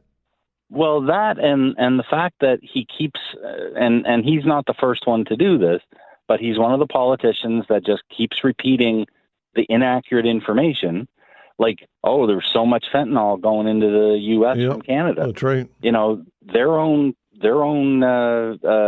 data shows like 20 kilograms was stopped at the Canadian border. Yeah, that's right. A hell of a lot more than that stopped at the south. And saying that they subsidize us to $200 billion. I mean, it's ridiculous. Yeah. It's trade. We are trading commerce. It's not subsidies when you're getting things and you're buying things and using it to increase your GDP. It's ridiculous. The comments are ludicrous. Oh, yeah. And he keeps going on about what a bad deal the U.S. has with Canada. Yeah. Well, who is the one that he negotiated the deal? The last update to the free trade agreement. It was him. That's right. That's exactly right. Okay, Mike, thanks for the call. Take right, care. 902-405-6000. Yeah, just give me something I can work with, folks, that's halfway reasonable. And I'm okay with that. But none of this stuff is even close to being reasonable. 902-405-6000. We'll continue with your calls when we come back. Thanks.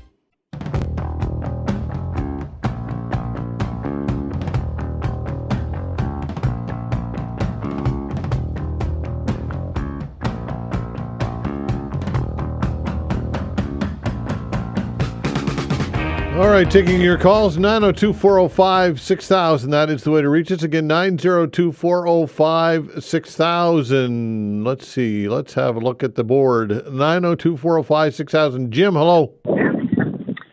Morning, Todd. How are you? I'm well, you? Hey, good. Todd, your American caller that called up and said that, it's not really reciprocal with the military. We lost about, 159 Canadian military members when we went to Afghanistan to help our neighbors. Mm-hmm. And I found that they don't know the history. We've helped our neighbors when we smuggled out Americans from the Iranian embassy back in 1980. We help our neighbors when the buildings dropped and there's nowhere to land your planes, in Halifax and Gander and all over Canada. welcomed friends and neighbors in time of need, because when things are best, we're at our, when things are worse, we're at our best to help people. Yeah. That's what we do. So at the end of the day, it's disrespectful. It's just, man, like if 2 or 3 million more people of the 80 or 90 million that didn't voted, we're not here. And, again, you help your neighbors. You don't hurt your neighbors. You don't bully your neighbors. And for the American caller to say that we're 1/10 of the size of America and we're causing your egg prices to be $8. Yeah. When they're $5 or $6 in a Canadian store with our dollar. Yeah, that's right. Yeah. Like, here's Todd. Here's the other thing, and I'll keep it short. Trump will. I know people that like him up here. Oh, he's Bible. He's good for us. He's the Bible. He'll bring it back. It's like the Bible must be open to interpretation, because shacking up with porn stars and doing all this stuff, and no mercy for get out of our country. No, I don't care if I separate a family and a father and a daughter. Get out of our country. Like, that's not, it's not the Christian way. It's not the Canadian way. The Canadian way will never, ever, ever be his way. And it's not, and I know I got to be careful what I say here. Republicans, I didn't mind Ron Reagan as a president. Other Republican presidents, at least they have, George W., at least they've got values of common decency. And if there's no common decency with the president they have now, again, what do they see in this guy? Like, honestly, he's just a morally corrupt. He didn't watch enough Mr. Rogers. He didn't watch enough Sesame Street. He didn't watch. He might not have been hugged enough when he was a kid, because he is just the worst of people. And again, Americans, if you're listening to this one, check your history. We've always got your back. And is this how you treat a neighbor? Like, give me a break. And, we know Canadians, they are, Todd, we are ticked beyond ticked. Yeah. Beyond ticked. And I think justifiably so. And justifiably so. And guess what? It's a lot of people say, I'm waiting 4 years. I'm waiting 4 years before I go anywhere. They also, what was the stat, Todd? If 10% of Canadians don't go to the States, that's $2 billion out of their economy. Yeah. I tell you this, Todd, it's going to be a lot more than 10% not going. Yeah. And I just don't know the people that allow all of his horrible things he does and slough it off, man. How do they sleep at night, Todd, if you got no compassion for your fellow human being? I do not get it. Okay, Jim, thanks for the call. Appreciate it. Take care. 902-405-6000. Tony, hello. Hello, Todd. Hi. Ironically, I follow that guy. Yeah. I'm not going to address it. You know that. I'm just not going to do it. The bottom line is I'm calling about the Nova Scotia byline reads, Nova Scotia is eliminating the nonpartisan communication agency. Communications Nova Scotia restructuring the department. I don't get it. What's the beef here? You got a department of 90 people doing communications, and what's the significance of being nonpartisan? Were they hired by a nonpartisan committee? Were they hired as when were they hired? Were they hired during the 12 years of NDP and Liberal leadership? Of course they were, because the party in power right now has only been in party a little over 3.5 years. Yeah. What the hell, Todd? You and I have talked over and over and over again about a bloated government at all levels.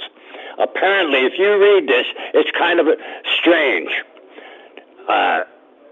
The people that are being displaced are going back to their departments. What's that mean? Were they plucked out of a particular department, and there are 90 departments to the government, and these 90 people were plucked out, and they're going to monitor the communications of the entire system that Nova Scotia is on? This is bull crap. This is absolute crap. You know, Houston can't do anything right. Houston came out, put an article in the paper saying that I'm looking at using the minerals that we have to help our economy. If he hadn't done that and he just came out and said, well, I want you to know that we're going to start mining ore and we're going to start drilling for oil, and just said, you know, we're in power. We have the power, people. You gave us the power, and this is my mandate. People would have gone nuts. You'd have had riots in the street in Nova Scotia. But here, because he's taken out a department that seems to me bloated, what do you need 90 people? What are you communicating? So if you call and you want to know where a particular item is, and the person says, well, that's not my bailiwick, I'll give you another person. Oh, well, you give me the other person to say, well, I know a little bit about that, but you need to talk to this person. So 89 phone calls later, I finally get an answer. But by then, I'm really, really frustrated, and the answer doesn't work for me. I don't get why this is a big problem. It says they're going to relocate the people. It doesn't say they're going to fire them, but at some point, you may have to let some people go unless you want to continue keeping your bloated government in place and paying your high taxes that we all complain about. And I just don't get it. Tell me, Todd. I read the byline and I'm going, what the hell are they talking about? A nonpartisan communication? I would rather have it say Communications PC Party Nova Scotia, and then I understand that it's partisan. But this is crap. This is absolute crap. I reached out to the Minister of Communications this morning because I agree with you. I want some answers on this. Are there jobs eliminated? What are the savings? I want the details. And I was swiftly told that the minister would not be commenting on this. So there you go. Well, but here's the bottom line here. You have an article written in the City News, and it says that these people are going to be relocated. It doesn't say they're going to be fired. It doesn't say that they're being looked at as being chopped out. They're going back to departments where they originally came from. They're going to go do the job that they originally hired for. Well, we assume, Tony, but again, the lack of detail. I don't think we can assume anything, right? Like why do this? Assume. Right, assume that makes an ass out of you and me. I agree. I agree wholeheartedly. But the bottom line here, this article is pretty direct. And it's written out of your newsroom, so I have to assume that it's good news, that it's quality news, but it's not. It doesn't really. You're getting the response to it from the NDP leader. And I didn't see the NDP leader say, well, how are we going to fix this? What's the mission statement? What are the job requirements? How do they get in this position? Well, are they qualified to be in it? I don't see any of that. And the NDP, it just says, well, look, they're going to displace these people. They're going to fire them. We're going to have this, that, and the other thing. Where did you read that?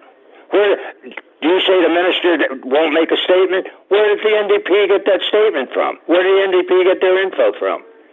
That's just open political minutia. True? You want me to comment on Trump? Yeah, sure, if you like. Trump. Listen, today in the United States, people are absolutely right. He won the popular vote by a little over 2 million votes, which is one of the lowest vote counts since World War II. People, one-third, and one-third, people are reporting that. Wait, he didn't win 50% of the vote. He didn't win 50% of the vote, of the voting public. Right. He won 50% of those people that voted. And the bottom line here is, you know who you really want to be mad at somebody, be mad at Biden. And I'll tell you really quick why. Biden, his first race, I voted for him. And he said, I'm going to win this race, and we're going to be okay. We're getting rid of Trump. And at the end of my first mandate, I'm leaving. Well, at the end of the first mandate, at 81 years old, and probably having some cognitive issues, he says, no, I'm not going to do it. I'm not leaving. I'm the only person that can beat him. As he was getting slaughtered in the polls, and his party was getting slaughtered in the polls, and he waited till the very last minute. And Harris, Kamala Harris, and I called you many times on this, had no opportunity to win. He set her up for failure to making her the borders are to begin with, and then he set her up for failure by not getting the hell out of the way. And Trump's machine, and he is a machine. Look at what he's got there. He's got his cabinet is just unbelievable. And one more thing I want to tell the Canadian people is this. We Americans, I have friends on the other side of the border and family, and a lot of them, and they're scared. I have friends on this side of the border, and we are in hiding, literally, virtually. So that crap that, it's a one-sided affair is not true. Do I support everything the Canadian government does? No. But I live here, I pay taxes, I have a right to speak, and I appreciate all of those amenities that I have, if you will. But don't tell me that, that I owe because of Trump's activities. I didn't vote for him. I don't like him. I think that I'm afraid for the world. I'm afraid that a year or two down the road, this is the one thing, and I wrote this. I sent you an email I wrote in 2015, and I wrote another one in 2018, and it says there will be anarchy and civil war in the streets. You see what happens if in the future. It's going to get to the point that the Americans that didn't vote or didn't vote for him are going to stand up, hopefully. And that's all I got. Okay, Tony. Thank you for okay, thanks for the call. Take Have care. a great day. Okay, 902-405-6000. We'll continue with your calls when we come back.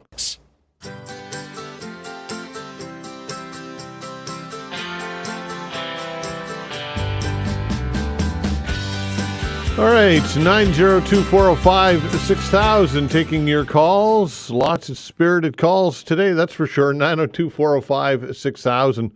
Look, I just keep coming back to the same old thing. I'm getting emails, and some people are varying points of view, and some people are very hostile with their emails, which is fine. You can be hostile. But I keep coming back to this, and I try and think of this logically. Who would I support in this instance? I'm a Canadian. I served in the military. I grew up in this country. I love Canada. Is it perfect? No, it's not. Are we overtaxed? Yes, we are. Do we have challenges and issues? Yes. Do we have bad governments at times? Absolutely. But despite all of that, why would I ever support in any way somebody who wants to tear this country apart and destroy it and make it and jokes around about it and quips about it like as though it's an afterthought? Oh, we'll just make it the 51st state. And by the way, we're going to dismantle your country and use complete garbage, nonsensical, not even factual information to justify it. And that's just the beginning, and I could go on and on and on and on about the guy. How can I sit here and support that? I would you expect? Can you imagine if a talk show host came on the show and said, "You know what? I think Trump's right. I think we should be a part of the 51st state. This country sucks. Let's dismantle it. Let's just join the U.S. How do we sign up? Send us the papers. How do we do it?" What type of reaction do you think we'd get then? And people are all up in arms about foreign interference. And these MPs that may or may not have taken part in helping some foreign entity, and they should be. Those names should be released. Absolutely. But that's foreign interference in an election. This is direct takeover talk by the President of the United States who wants to annex this country, end it, wants to end Canada as we know it. Thinks we're a joke. Says that Canada wouldn't even exist if not for us. You only exist because of our good graces. That's the only reason you exist. And I'm supposed to not get heated about that? I mean, come on, folks. Let's get real here. 902-405-6000. That's just my takeaway, as I always say. Bill, hello. Hello. Hi, go ahead. Yes, sir. I agree totally just what you just said there, Todd. Okay. And I'm of the point, I'm a Canadian. I ain't no American. I'm a Canadian, and I'm going to stay a Canadian. Now, I'm just wondering, from the East Coast, the Newfoundland and the Hibernia, the Nova Scotia, the Atlantic provinces with the fisheries, all the power from Muskrat Falls and everything that we pipe down there from our natural resources. So he's threatening a 25% tariff. Well, let's take that right on the nose, match him back, dollar for dollar, go on about our business, doing what we're doing, trying to open up new markets and stuff, but we can look after ourselves. We stop sending them what they need, and they stop sending us what we need, or we don't need much from them. Who's going to start howling first? And it's not only Canada; it's the other Commonwealth countries. Let's get together here and make a small school of fish, a big school of fish, and isolate those guys, and make them feel the pinch. Yeah, that's it. That's what I'm saying. I'm saying, hey, when the tough get going, we get going. Yeah. Back to the food stamp days and before all this trade even started, we were pretty self-reliant, and we still can be self-reliant. Sure, it might hurt. He says it might hurt them a little bit. Wait a couple, 3 months down the road. See who it hurts the most. See who starts. Yeah, and that's probably what it's going to take. It's probably we're probably going to have to get over it and realize that we're going to have to deal with that and be combative and I think you're right. We're going to have to let the chips fall where they may and see how things go and see how they do. And Bill, I think you make some decent points. Thanks for the call, pal. Okay. Take care. All right, take care. 902-405-6000. Roy, hello. Hey, how you doing, Todd? Hey, I'm well. You? You're having a rough day? No, it's fine. Anyway, I got 2 points. First thing is taxes. I heard Steve and the wingnut that followed up after him. But anyway, listen, nobody likes taxes. We all know that, especially carbon taxes and crap like that. But the thing is that I can put up with a tax being imposed on me by my government. I'm really not happy with a tax being imposed on me by another government. That's bothers me. And secondly, I want to talk about the military. That's a good point. That's a good point you made. And thank you for your service too, sir. Anyway, the military, the U.S. after World War II, decided that they were going to build up their military to where it is today. They decided that they were going to rule the world. They decided that they were going to be the police officers of the world based on their giant military aspirations. They're the ones that attacked Afghanistan. They're the ones that went into Iraq. Yeah. They're the ones that were in Vietnam. Korea. So you decided, so the Americans decided that they were going to police the world and spend all this money on their military, and now all of a sudden they're upset because nobody's spending. Well, you come up with this, not us. You decided to blow billions on the military, and now you're mad at Canada and Germany and France and whoever's in NATO because we're not spending enough. That was your plan, not ours. Yeah, and benefited Roy greatly in many ways with that dominance, with the military industrial complex and all that goes with it, and the expansionism, and benefited greatly with a lot of that. So you're absolutely bang on, Roy. You make very, very, very valid points. Absolutely. Okay, thanks, Todd. Okay, appreciate it. Take care. 902-405-6000. We'll continue with your calls when we come back. Thanks.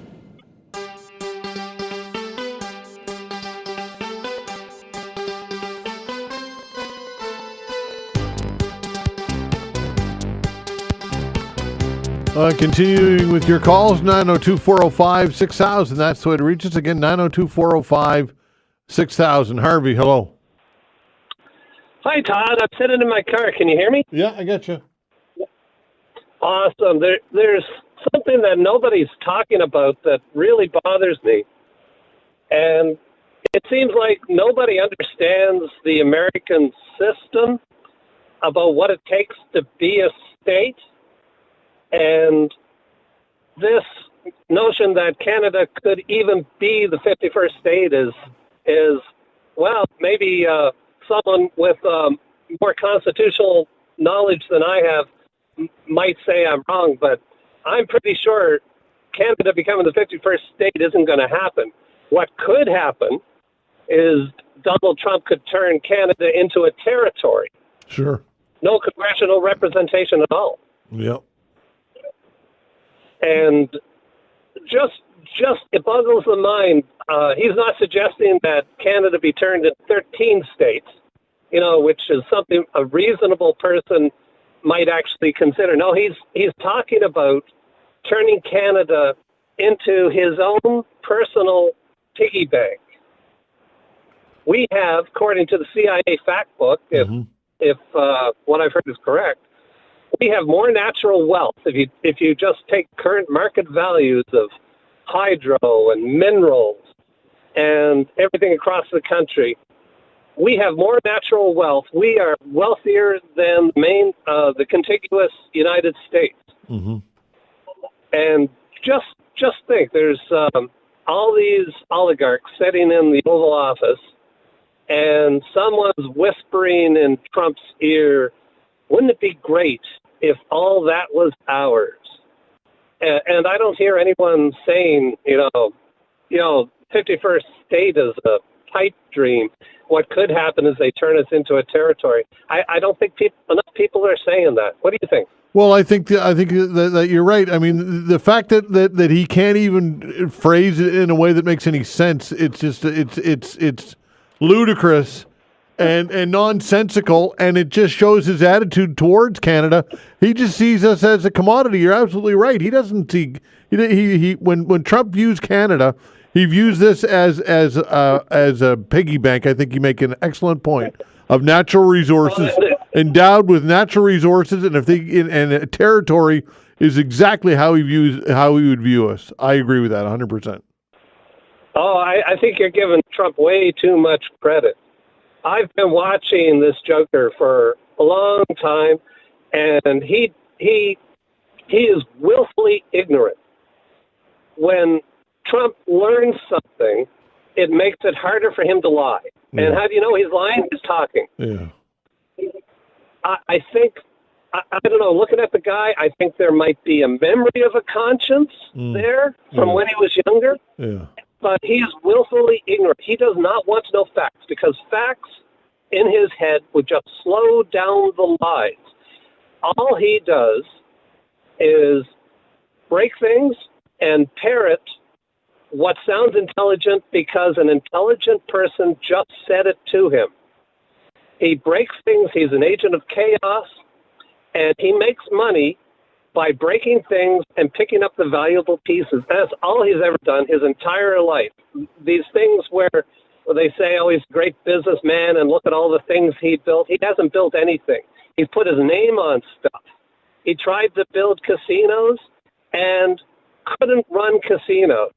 He built real estate and lost money in real estate. The only thing he is good at is playing a billionaire. Yeah. He played a billionaire on TV, and people saw that and said, wow, what a great man.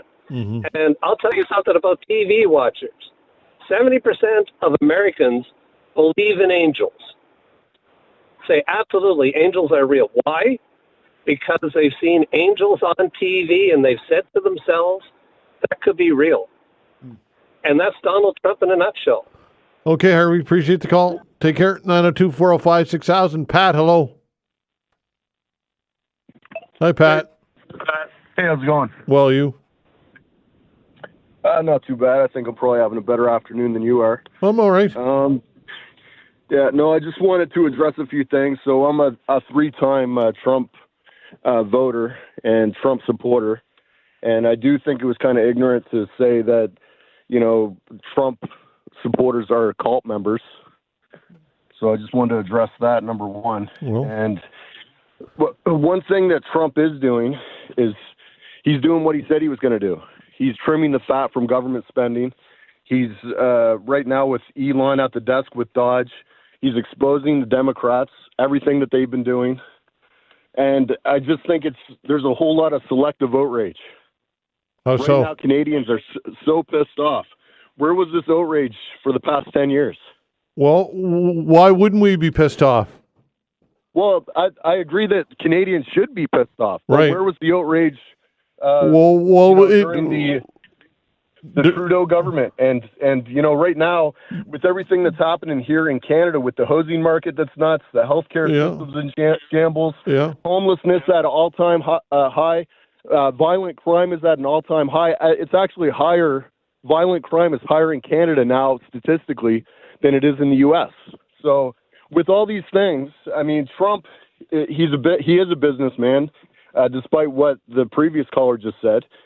He put people in place to trim the fat from government spending, and he's doing exactly what everyone who voted for him wanted. So, I mean, I think there was just a whole lot of ignorant comments when it comes to, saying that, well, how can someone support someone like that? I think Canadians rightfully should be scared, and I think Canadians rightfully should be pissed off. But guess what? Trump doesn't work for Canada. He works for the United States. He works for the people of the United States. He doesn't work for Canadians. No kidding. No kidding. He doesn't work for Canadians. So, exactly. Yet. So. Well, there you go. You said it. You said it. Yet you said it right. We've got somebody. So, Pat, you have some. We have some. You say, why were we not outraged? Over the last 10 years, I've done nothing but talk about on this show about failed policies of Justin Trudeau endlessly. I've railed against the carbon tax endlessly. Okay, so I've expressed my dismay about this government, and I can't wait to see them go. I'm so sick and tired of Justin Trudeau, 100%. Right. But what happened? What has happened in the United States hasn't directly, well, it probably has affected me and affected us, but now it's really affecting us because and that is why I am now engaged in the way that I am with what's going on. And Pat, I do see cult-like tendencies with Trump followers. I do. Because you also got to look at the results. 95% of legal crossings from the southern border are down since Trump's been in office. So, I mean, you got to look at all these things. You got to look at all the corruption that Elon is uncovering. You got to look at all the stuff that the American people who voted for him. But again, Pat, what you're saying is that they can do no wrong. That's what I'm hearing from you is that Trump and Elon Musk do no wrong. Everything they do is right, and I don't agree with that. And that's a hallmark of. I didn't say that everything that they do is right. Well, what have they done wrong? What have they done wrong? Then name me one thing that you don't think they're doing right. I think sometimes Trump talks when he doesn't know what he's talking about. So I think that's definitely a downfall of his. But you got to look at, what the policies are, what his policies that he's implementing, and that's what the American people voted on. That's what they want. It's all the rhetoric and all the stuff about the 51st state and all that stuff aside. Let's look at the policies and look at what the failed Biden administration for the past 4 years and what they've done. They didn't do anything but put the U.S. into a hole. So, I mean, I understand. I listen to your show all the time. I'm a faithful listener, first time caller. I agree with a lot of the stuff that you say, but I was just really insulted with you saying that Trump supporters are cultists, and just really took offense to that. Well, you know how I felt. Well, I mean, you can take offense if you like. I'm just saying that I see some people. I believe when you look at the Trump phenomenon, there are hallmarks of a cult that goes on with it. You could say the same thing about the deep left. You could say okay. Most leftists could say the exact same thing. Okay, right? But we're talking about Trump right now. Trump right now is the president of the United States, so that's why we're talking about Donald Trump right now. Right?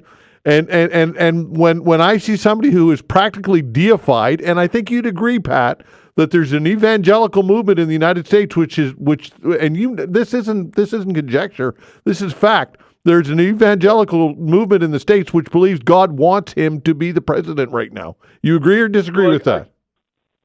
I do agree with that. Okay, so to me that is a cult. That is a cult behavior right there. So I got another question. Do you think that he'd be so hard on Canada? So if he actually, if Trudeau wasn't our leader up here, and he publicly said after Kamala wasn't elected that Trudeau hasn't helped things. Trudeau has not helped the situation with his comments about Americans not electing a woman and all. Look, Trudeau, I can't stand the look of Justin Trudeau at this point. I'm so sick and tired of him. He's over in France right now, and I just want him to go away. Just go away, because he has not made things. He's made things worse. And to me, the number one characteristic that I'm looking for from the next prime minister of this country is how to handle and how to deal with Donald Trump. To me, that is the number one thing that I'm looking for. How are you going to deal with this guy? And Trump is a relationship guy. I get that. And Trump can be swooned, and Trump gets he gets turned on by a certain personality, and he deplores Justin Trudeau. And Trudeau's mouth is. I think if we had a stronger leader up here right now, we wouldn't even be in this situation. Well, perhaps. I think that if we had strong leadership up here right now, then Trump wouldn't be trying to take advantage of Canada. Well, perhaps, but again, it's a sad commentary that he is taking advantage of us in the way that he is at all.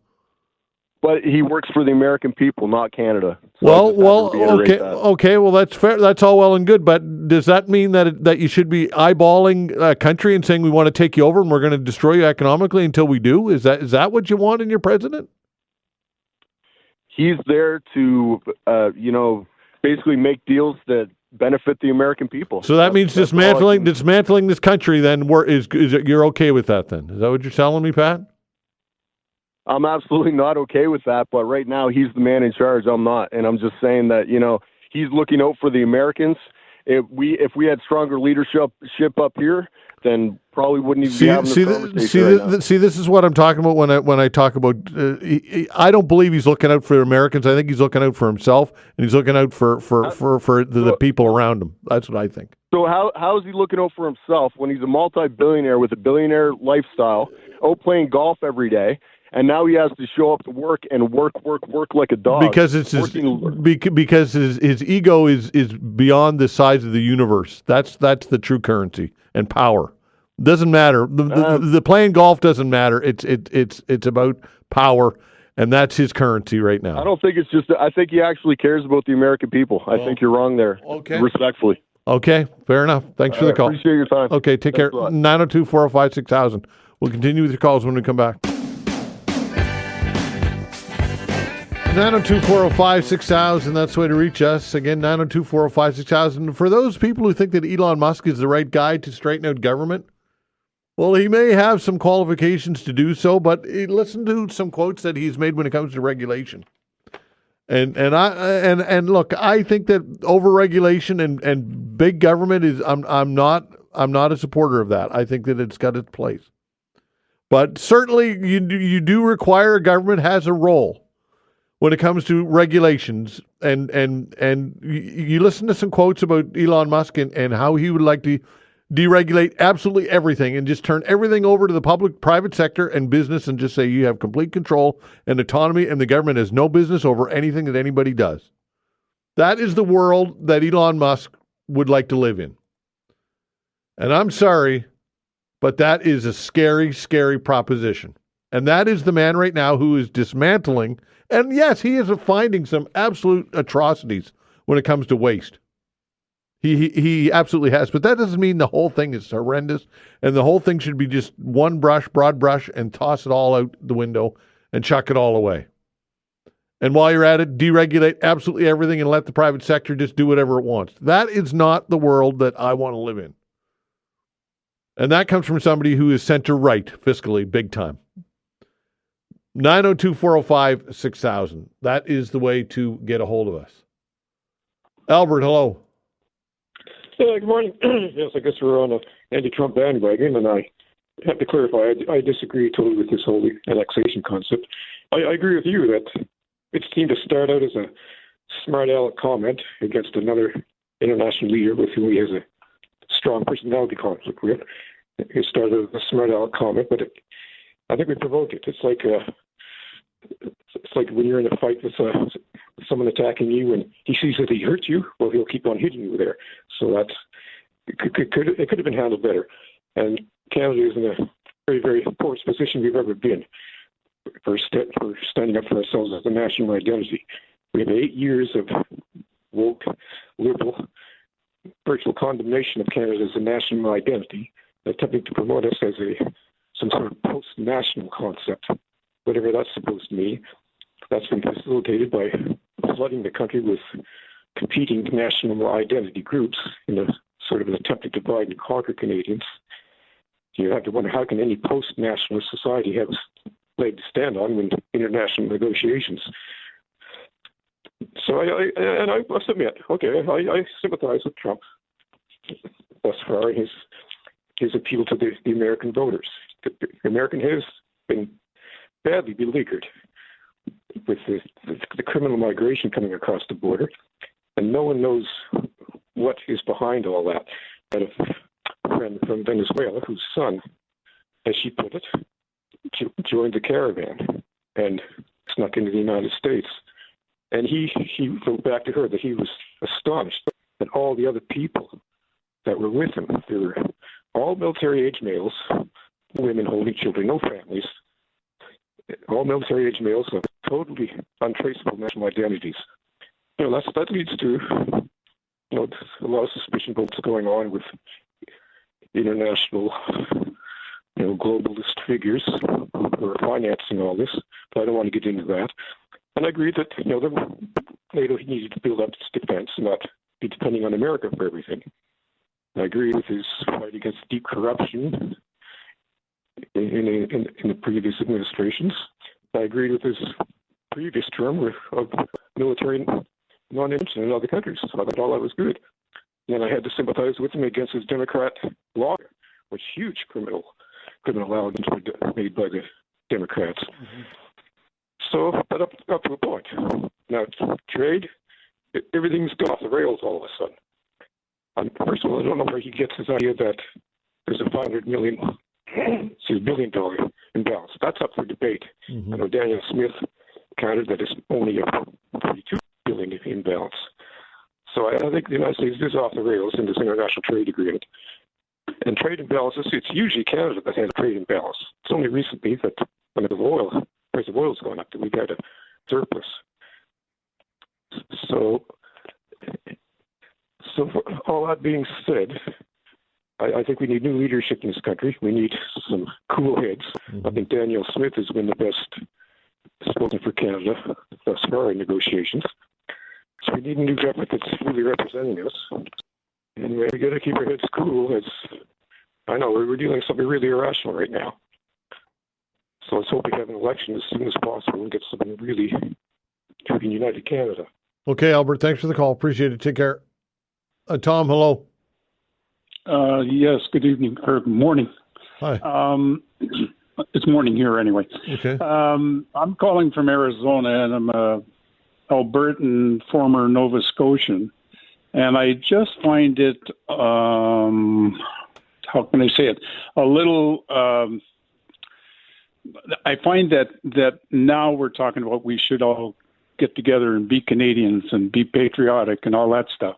And living in Alberta, when we're trying to get rid of oil, trying to get it to the east, trying to get it to the west, trying to get it to the south, and we have nothing but fights all the way. Quebec stops the pipelines, and all of a sudden now, because things are being affected in Ontario and Quebec, all of a sudden we're asked to be patriotic. I just think that we should have looked at being patriotic when Alberta is trying to get rid of their oil. Yeah, and good point. It just seems, it's just too little, too late. Mm-hmm. And I think that, and I'm a bit of a Trump supporter in the fact that he said what he wanted to do. He wanted to dismantle a lot of stuff and look into the spending habits of the previous governments and what was going on there. He's doing that. Mm-hmm. So it's not all bad. And I think the talk about taking over Canada is just, it's pushing us. He's pushing everybody to take a look at what they're doing. And I agree. It's a good thing that we should become more patriotic, but it's a little late. That's all I'm saying. Okay. I think you make some valid points, Tom. Anyway. Thanks for the call. Yeah. Okay. Okay. All right. Take care. Thanks for the calls, everybody. Listen, we appreciate it very much. Didn't get to all of you. For that, I apologize. We'll give you an opportunity again tomorrow. I'd like to thank Vanessa Van Den Ness on the other side of the glass at the control board, doing a fine job. As always, we're back tomorrow at 10 o'clock. See you then.